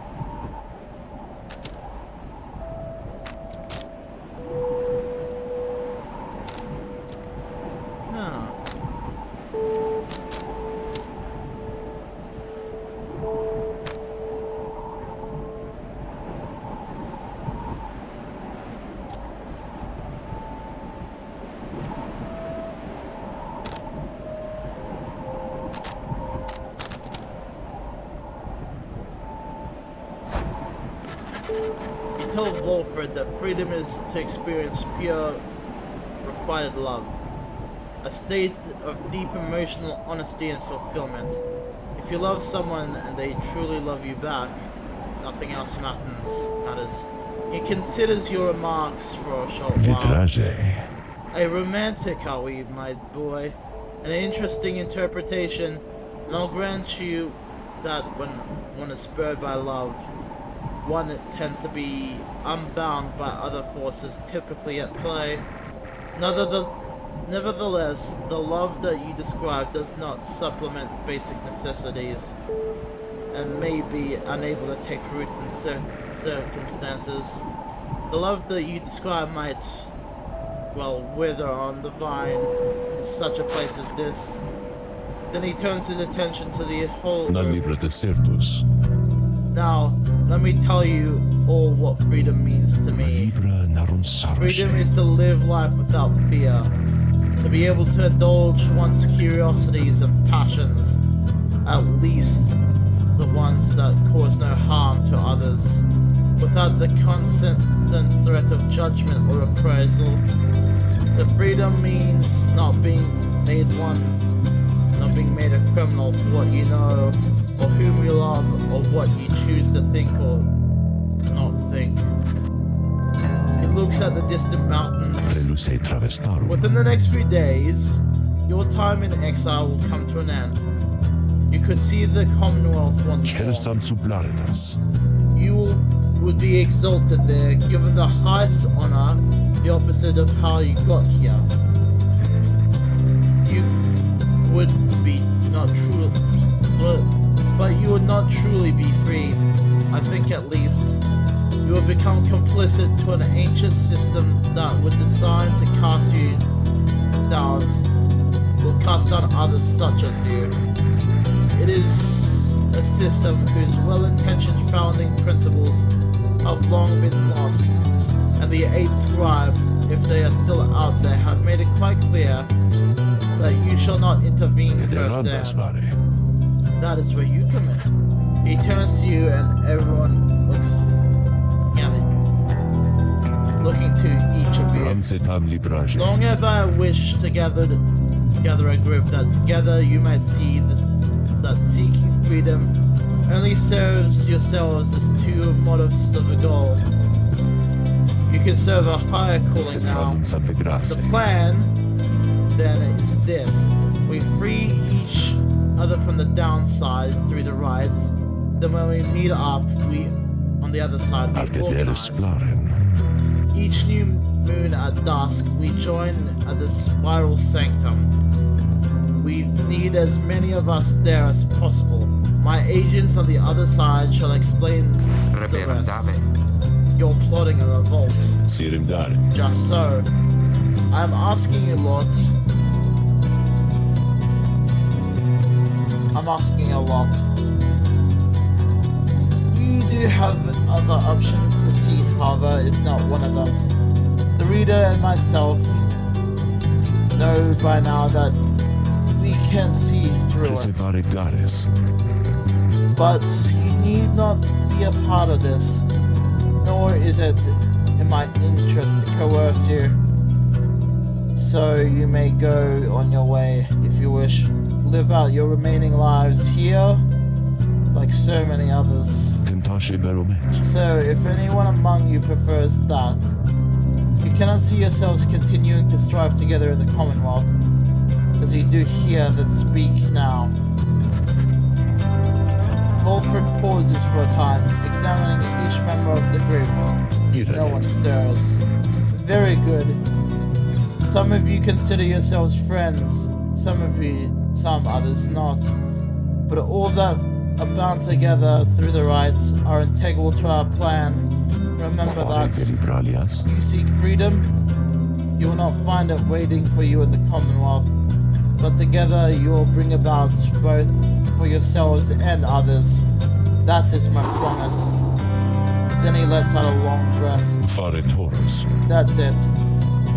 I ask you all to think of it on this, and let us reconvene along our journey to the summit. Golf returns towards the mountains, leaving you to consider what he had said and plot the wagon's northward path.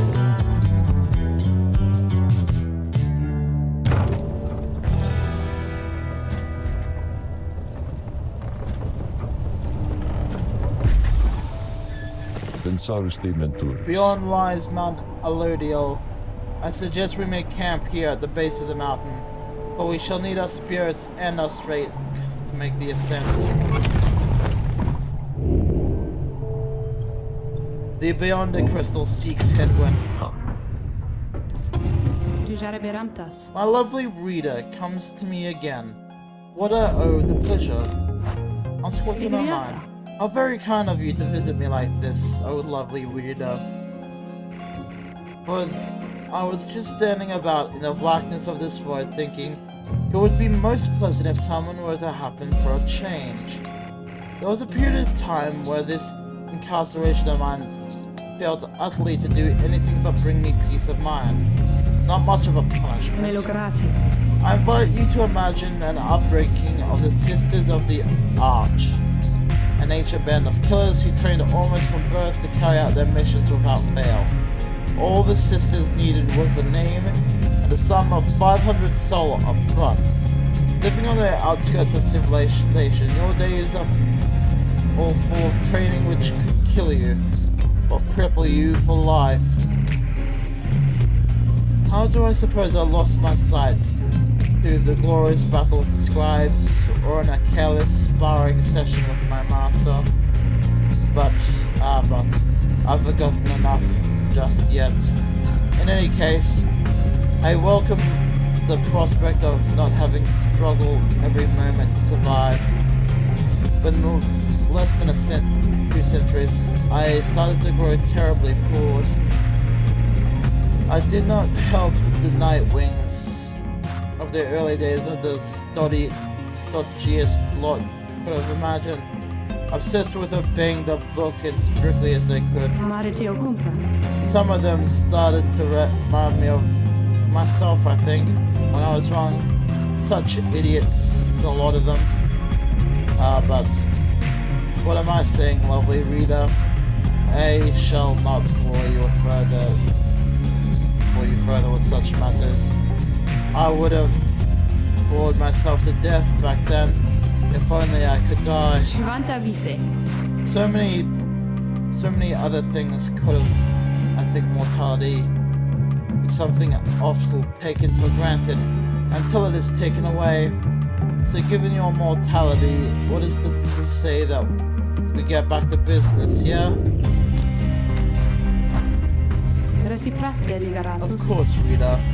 You have need but to think of who the subject of my trial shall be, and we shall go from there. Edwin, you are Sandra to administer one of the special trials for Edwin. Oh, you must mean that nomad boy. So innocent, that one. I shall have a lot of work to do with him. Then, let's bring him forth. Soon Hedwin appears in heat of the summons. Hey, my friend, what's going on?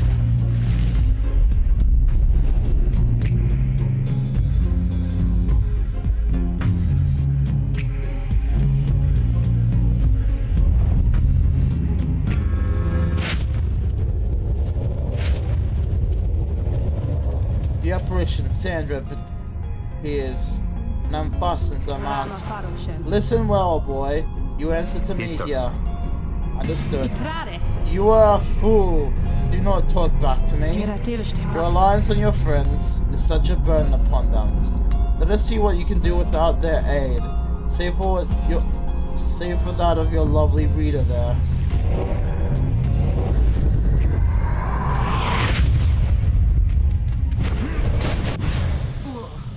Damn it.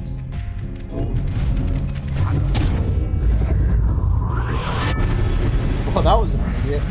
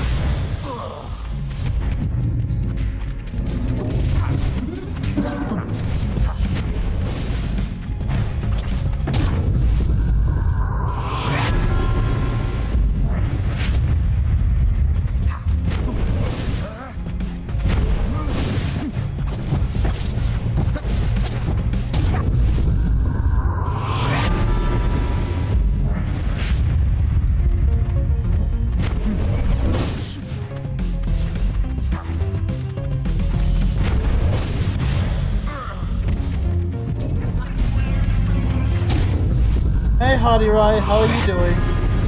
And congrats on having. Oh, hey. As long as I'm around, Ow! Suddenly, distractions abound.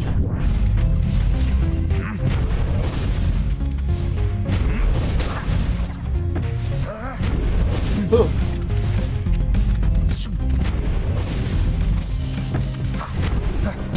Okay. And congrats on second to Axum. Noxalas. Ooh, okay. Now that I can actually focus on chat again, Noriga. let's catch up. Congrats on second, Uxum.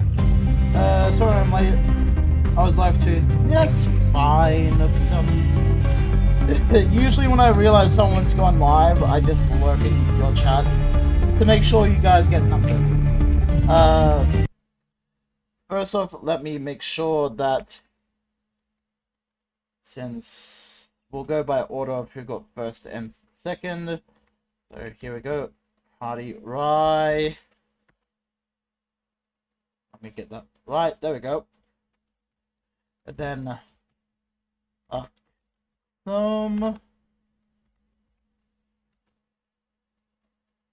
there we go. How's the game going? It's going well, or at least well enough. If anyone who hasn't stopped by either community yet, go check them out. Uxum, you were just playing. I forgot the game. It's very retro. I haven't played it in such a long ass time. Realm of the Mad God. That's it. It's such a cool roguelike game with dungeon crawling elements.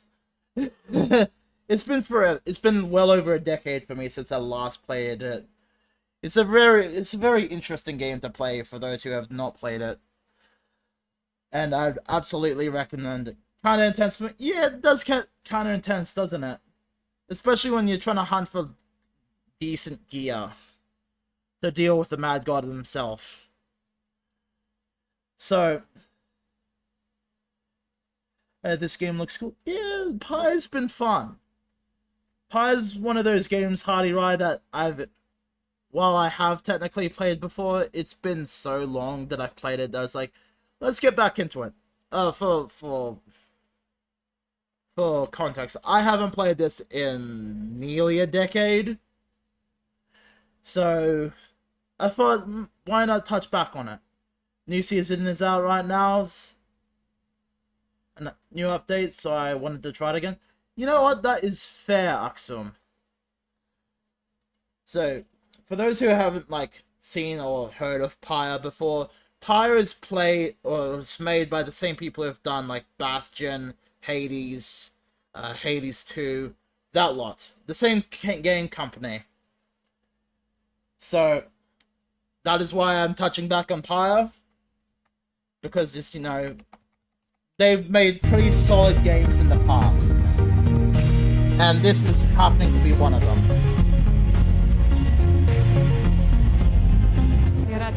It seems you did indeed, boy. Your performance was sufficient, and you passed my test. Thus, congratulations are in order to you and your lovely reader. Now, farewell.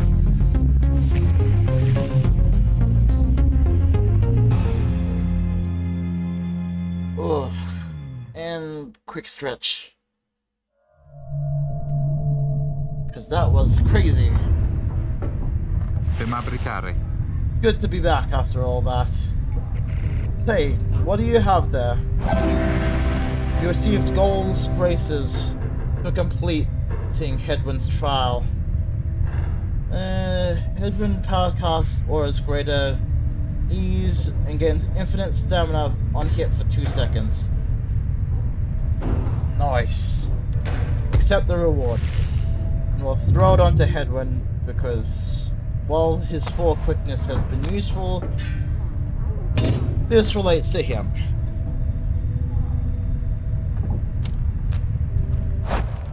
Nope, wrong button. Oh, right. Volfred wanted to talk to us. There you are, my boy. There was something which I wanted to discuss with you in private. Wilfred stares at you rather intently, as if reaching out to you, and then... Chantage, amitas. You do know what it means to be a reader? Those such as we are not limited to reading pages from a book. Though your ability in this I sense is nascent, still mere flashes, uncontrollable. I see, as well now, that they haven't told you yet. Your friends, that explains a lot. They haven't told you that readers such as you cannot go free. I had wondered why you still insisted on pressing onward with this group. In light of this, the answer then was plain. You simply did not know or fully realize. They did not deceive you by any way. There is no reason why they would, no. Themselves, other than Tariq, who shall not influence your thinking in such matters. Rather, I had expected when at first we met that you already knew the truth of this from having read the passages in the Book of Rites, which states it plain. Only those who shall conduct the rites firsthand shall walk the path toward enlightenment, and only become eligible to regain through their freedom. Or perhaps you never got to that part just yet. Wilfred breaks free from you and looks at you again. Then he speaks to you as normal. It is plain to see that you are not in adequate condition to conduct the rites, and this group values you as the reader. I only wish to ensure you that understand what you're getting into here. Despite whatever hopes you and dreams you... Really? Despite whatever hopes and dreams and promises might have been shared, I do not think the rites can help you return, if that is truly what you had in mind. So once again, I invite you to depart, and I will see to it that you are compensated. Do not misunderstand. If it is your wish to remain, then you are welcome. But this journey we are on has no guarantees. Not for you, nor for any of us. Do you understand?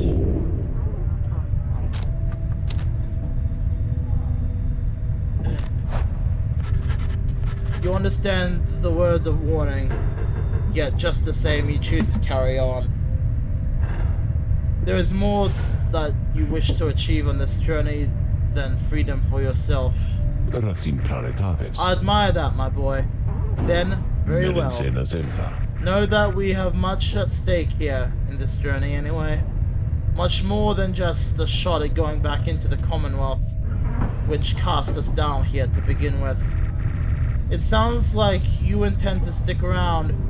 Then we'll just have lots more time to chat. So we ascend the mountains, the secret mountain in the coming days. Until then, he strides out of the wagon, leaving you with your thoughts. Crazy ass trees person. Crazy ass treeple. Earlier, Wilfred called for a group meeting, presumably to reveal his plan in more detail. Instead, he reveals some bad news. Wait, are you saying? What I am saying, my boy, that while you indeed can go back out there, get out of here, it can't all be all of you at once. We'll all earn our way back one by one. Or not at all. But I swore we'd go free together. You may go free together yet, but it's going to take some time. And it's only going to be the first phase. You and Hedwin and the others exchange glances.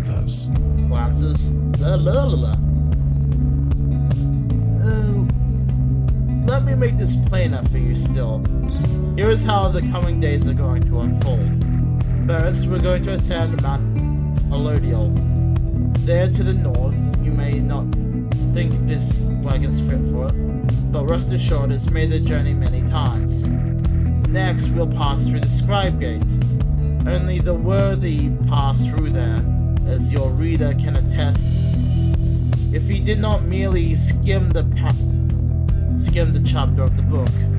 Afterwards, we'll reach the Fall of Solium and meet our adversaries in the rites.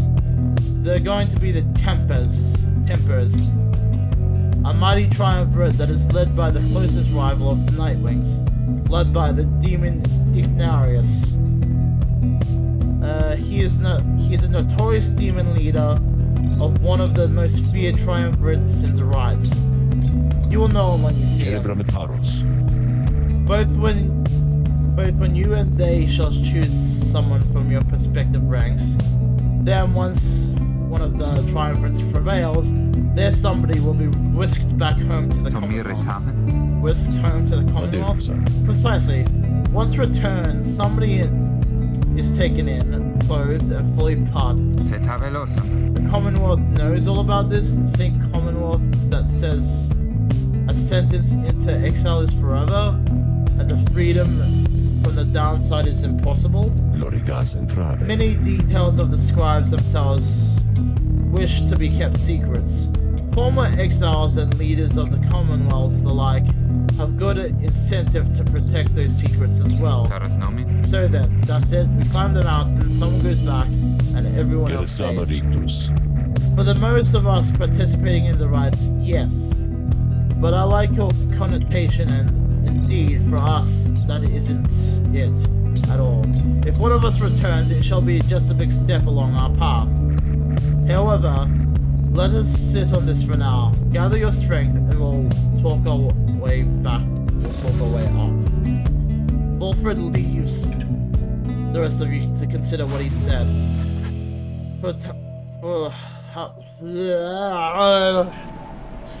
Word vomit. You have time now for your vocations. At dawn you shall begin your ascent of Mount Elodial. And this kid will grab something then.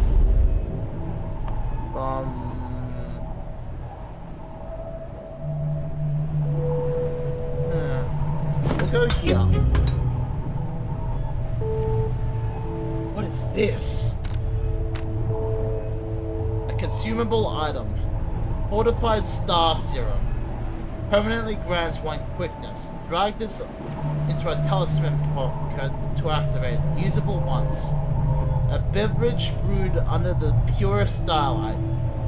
Said to hasten the step of whoever imbibes it for a long time. My goal is to at least reach the top of the mountain before we make any decisions here. Or I could just offer you guys a poll with whoever's available to do it for.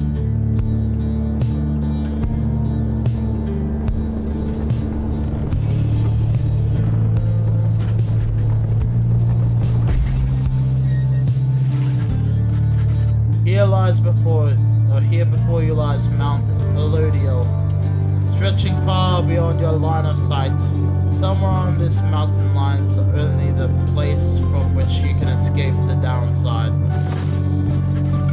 Your companions gather round again before Wilfred, who stands tall as ever, whether from the cold air or the subject now at hand. You sense tension in the air. Now then, all of you have many questions, no? I've done a lot of talking, so go on, ask away. But there is only silence. One question stands out in your mind, which you refrain from asking yet. If only one of you is to go free, who is it going to be? Go on, now, don't be shy. Who first? Questions. Why ask? Why you indeed, madam? That I can explain. You've seen the sort of you stand against as adversaries of the rights. What is it that they want, do you suppose? They want freedom back, of course. They'll settle for it on the Commonwealth's own terms. They'll gain their freedom and some cushy new responsibilities. Perhaps they'll have a hand in sending more exiles here to join us. Think on it. The Commonwealth rose from the ashes of a fallen empire thanks to the efforts of the exiles who escaped the place via the rites. It is the Commonwealth's first and proudest tradition to honor those who live to redeem their transgressions, and they have a certain wisdom to have not. But as you see for yourself, I've been looking for a certain set of dispositions for a good length of time. All I needed was for someone appropriate to show up and listen. So I planted my little eyes and ears throughout this land, whispering hints of this absurd as it may sound. It took someone with certain faith and creativity to go for it. That someone proved to be Hedwin over there. He was tasked with seeking out two trustworthy allies, a old buried dragon and a reader, who was invited to bring others for the ride, all in different sorts, gather enough help, and he and his friends could go free. Long story short is that one of the cats have decided to show up and say hi to everyone. You wanna say hi, Axel? Or you're just here for laps? For those who do not know, Axel is a ragdoll cross. He is a very old man who enjoys giving me a lot of shit outside of stream.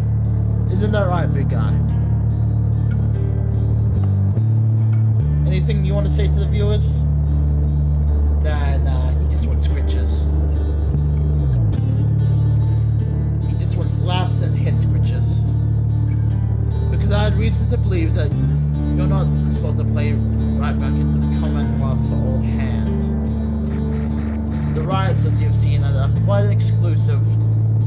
You are imposters in this little party. You could be ones to break it up. Now then, more questions? Your head is beginning to spin. You can excuse yourself and keep listening.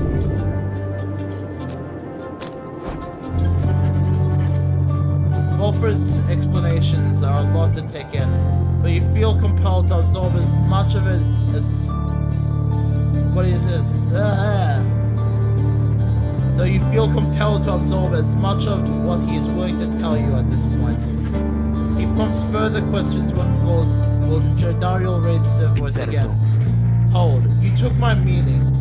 I understand your plan. I still wish to know why us. Why are we, among all others, chosen for this liberation fight? Ah, I see. That is simple, really, madam.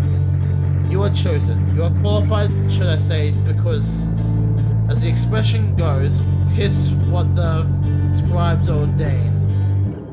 Though, in this case, the expression is quite literally true.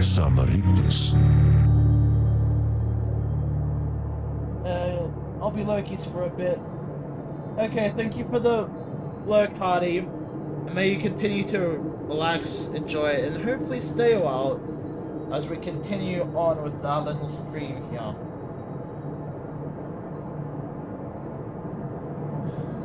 When the 8 scribes created the rites, each one of them anointed a certain other exile to participate on their behalf.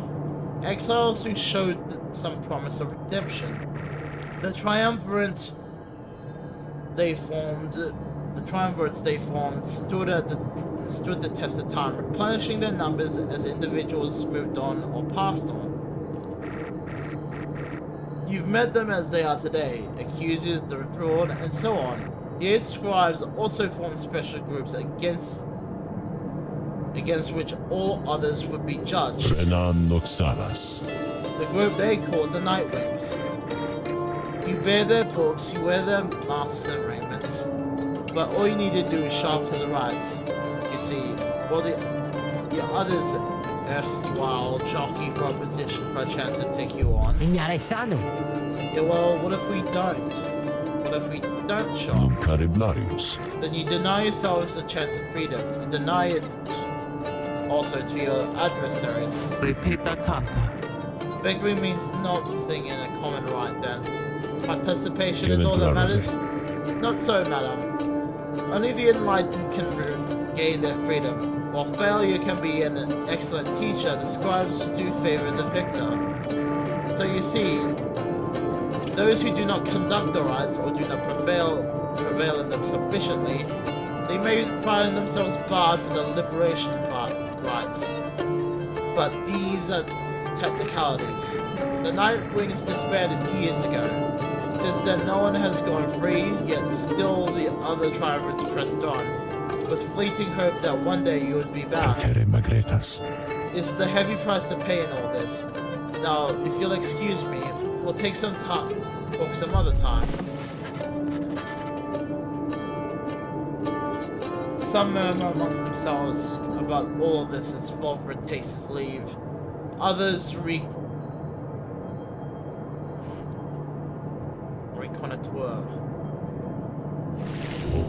See, I may have messed up that. Emperor's Ascent, Emperor's Fall. We'll go with the Emperor's Fall today. Axel, big buddy, your tail keeps blocking charts.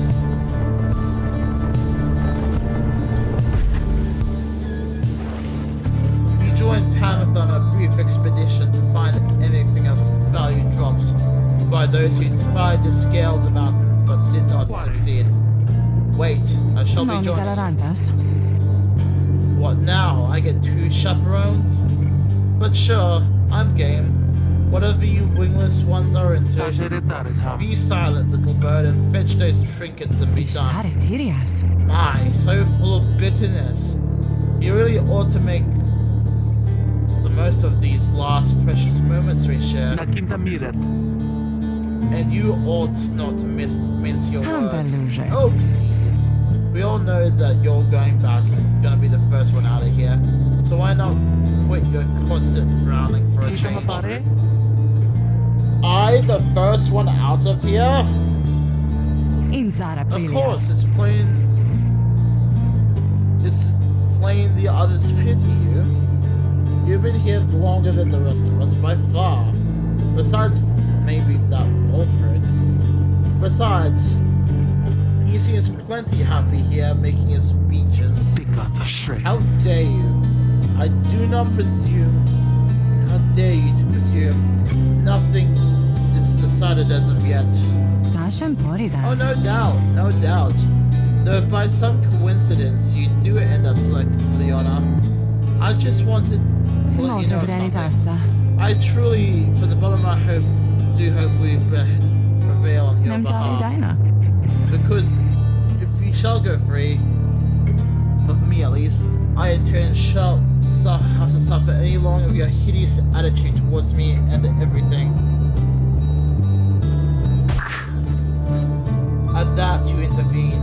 Joe Dariel's eyes burn with fury, but then she calms herself. I shall see you at the wagon, Raider. Pamath scoffs it as Joe Dariel storms off. I swear that one. Well, moving on. There's something sparkling down there. Be right back. She swoops out of sight, leaving you alone there on the mountain. She soon returns with something laying that long lay forgotten on the rocks below. A fairy spirit.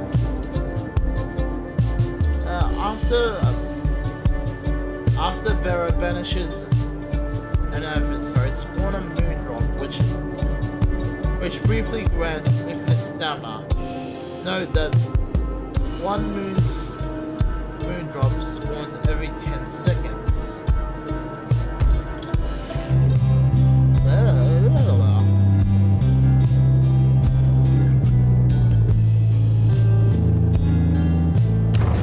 Go up here.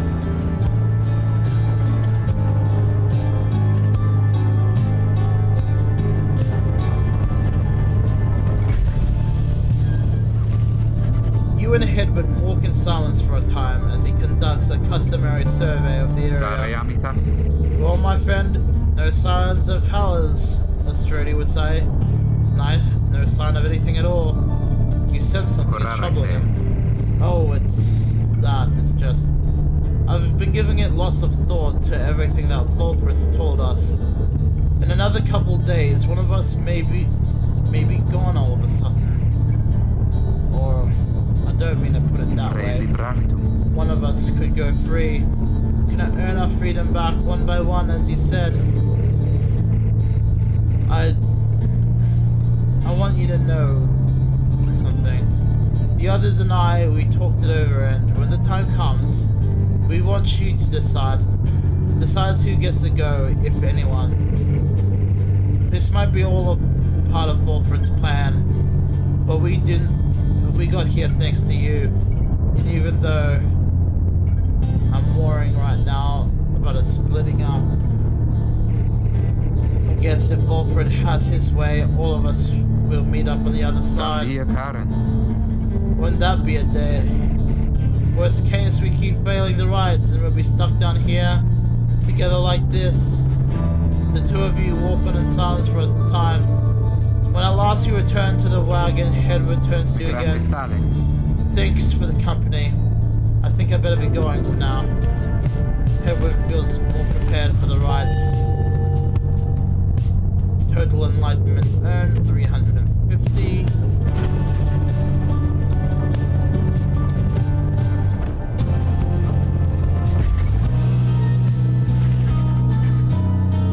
You and your companions gather at the Scribe Gate. With a single narrow trail to the summit narrows even more and falls under an archway carved in stone. Come along now. Everyone, be prepared to speak your name when you are called. Frankly, most of you still lack enlightenment, but we may pass together. How much we act as a single heart and mind during the rites. Now then, lead on, Tariq. Secretaves. Please, follow me. Removing his hat, the lone minstrel approaches the gate. You and all others follow. When the last of your companion nears the arch, you notice someone standing high above, who then appears before you. She eyes the lone minstrel first. Is that you, Tariq? Salutium, Ceres. It is. Greetings, Celeste. And how is your rest? Velamta, Ceres. Too long, Celeste. Celeste, the gate guardian. She watches over the Scribe Gate and seems to be connected to the lone minstrel and the rites. It seems that your work has piled up in the meantime. You bring this many to the gate? Aye. Then, let's make this quick. She gestures towards the rest of you. Now, each of you in turn state your name and will state who you are and what you seek while crossing the Scribe Gate. Do as she says, please, without questioning. Your fellow exiles exchange glances but quickly comply. I'll start. They call me Hedward the Deserter. I've come here seeking freedom for myself and my companions. In my case, I can return to be with the one whom I love. The woman bids him forward. The lone minstrel the rude. I really need to work on not doing so much word vomit for these games. The lone minstrel prompts Rookie to speak next. They regard by the name. I'm regarded by the name of Rookie Greentail. I just want to get out of here, I guess.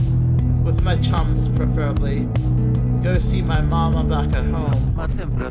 I am Captain Joe Dariel. I do not truly know as of yet what I am seeking here.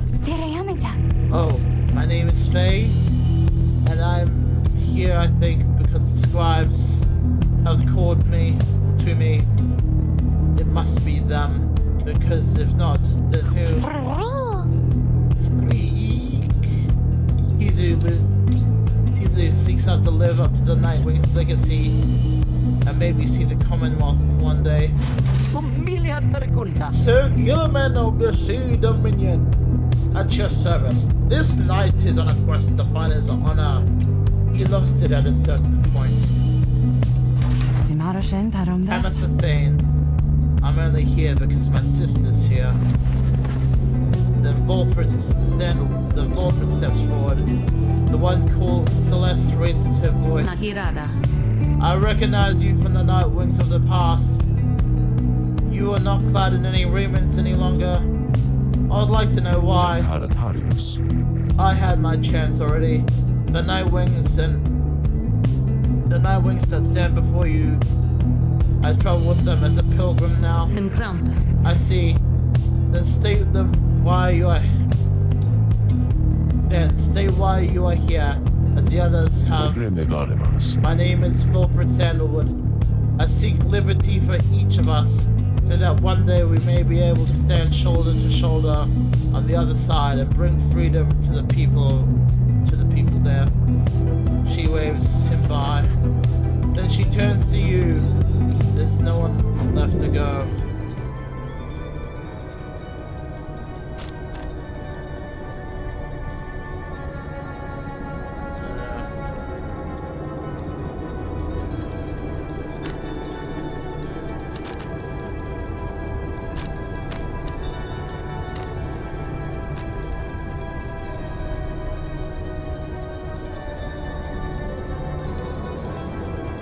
Is a strife between the Commonwealth and the Highland remnants afflicted you since birth. In many years you were an outcast from the start, and the suffering through your youth, never experiencing our parents' guidance. Your exile was maybe something of a blessing, and ultimately led you here. The one called Celeste continues to examine you, expecting you to add to your response.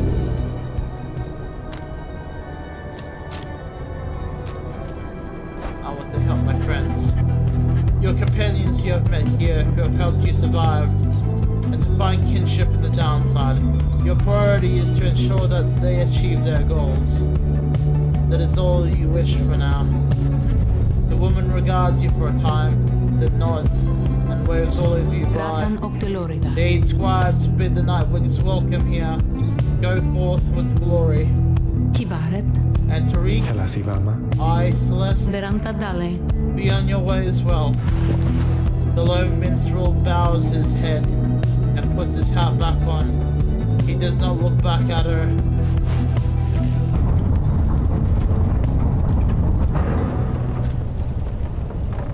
Adds in about 2 minutes.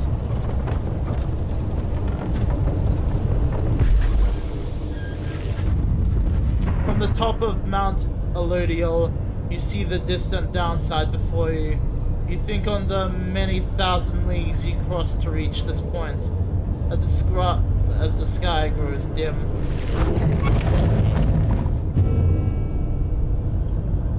Mercy shown. Hey guys.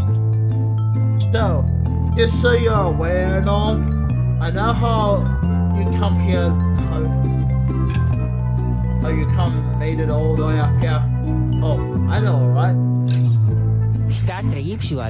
You're here because I got the lowest prices in all the downside, am I right?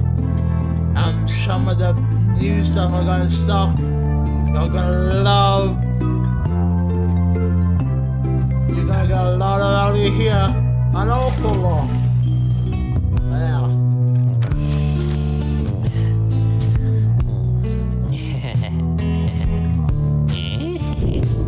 Great taste. For Stardust. Great taste.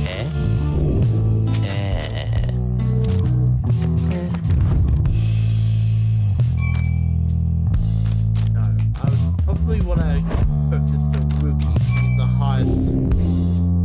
He's the one with the highest amount of anything.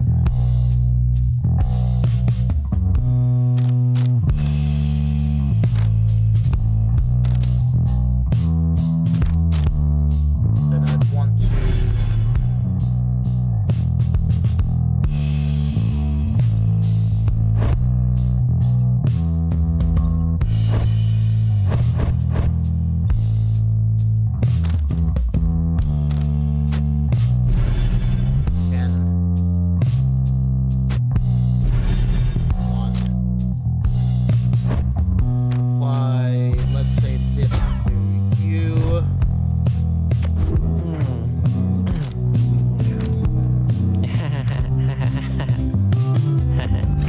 Samen stemtevoice.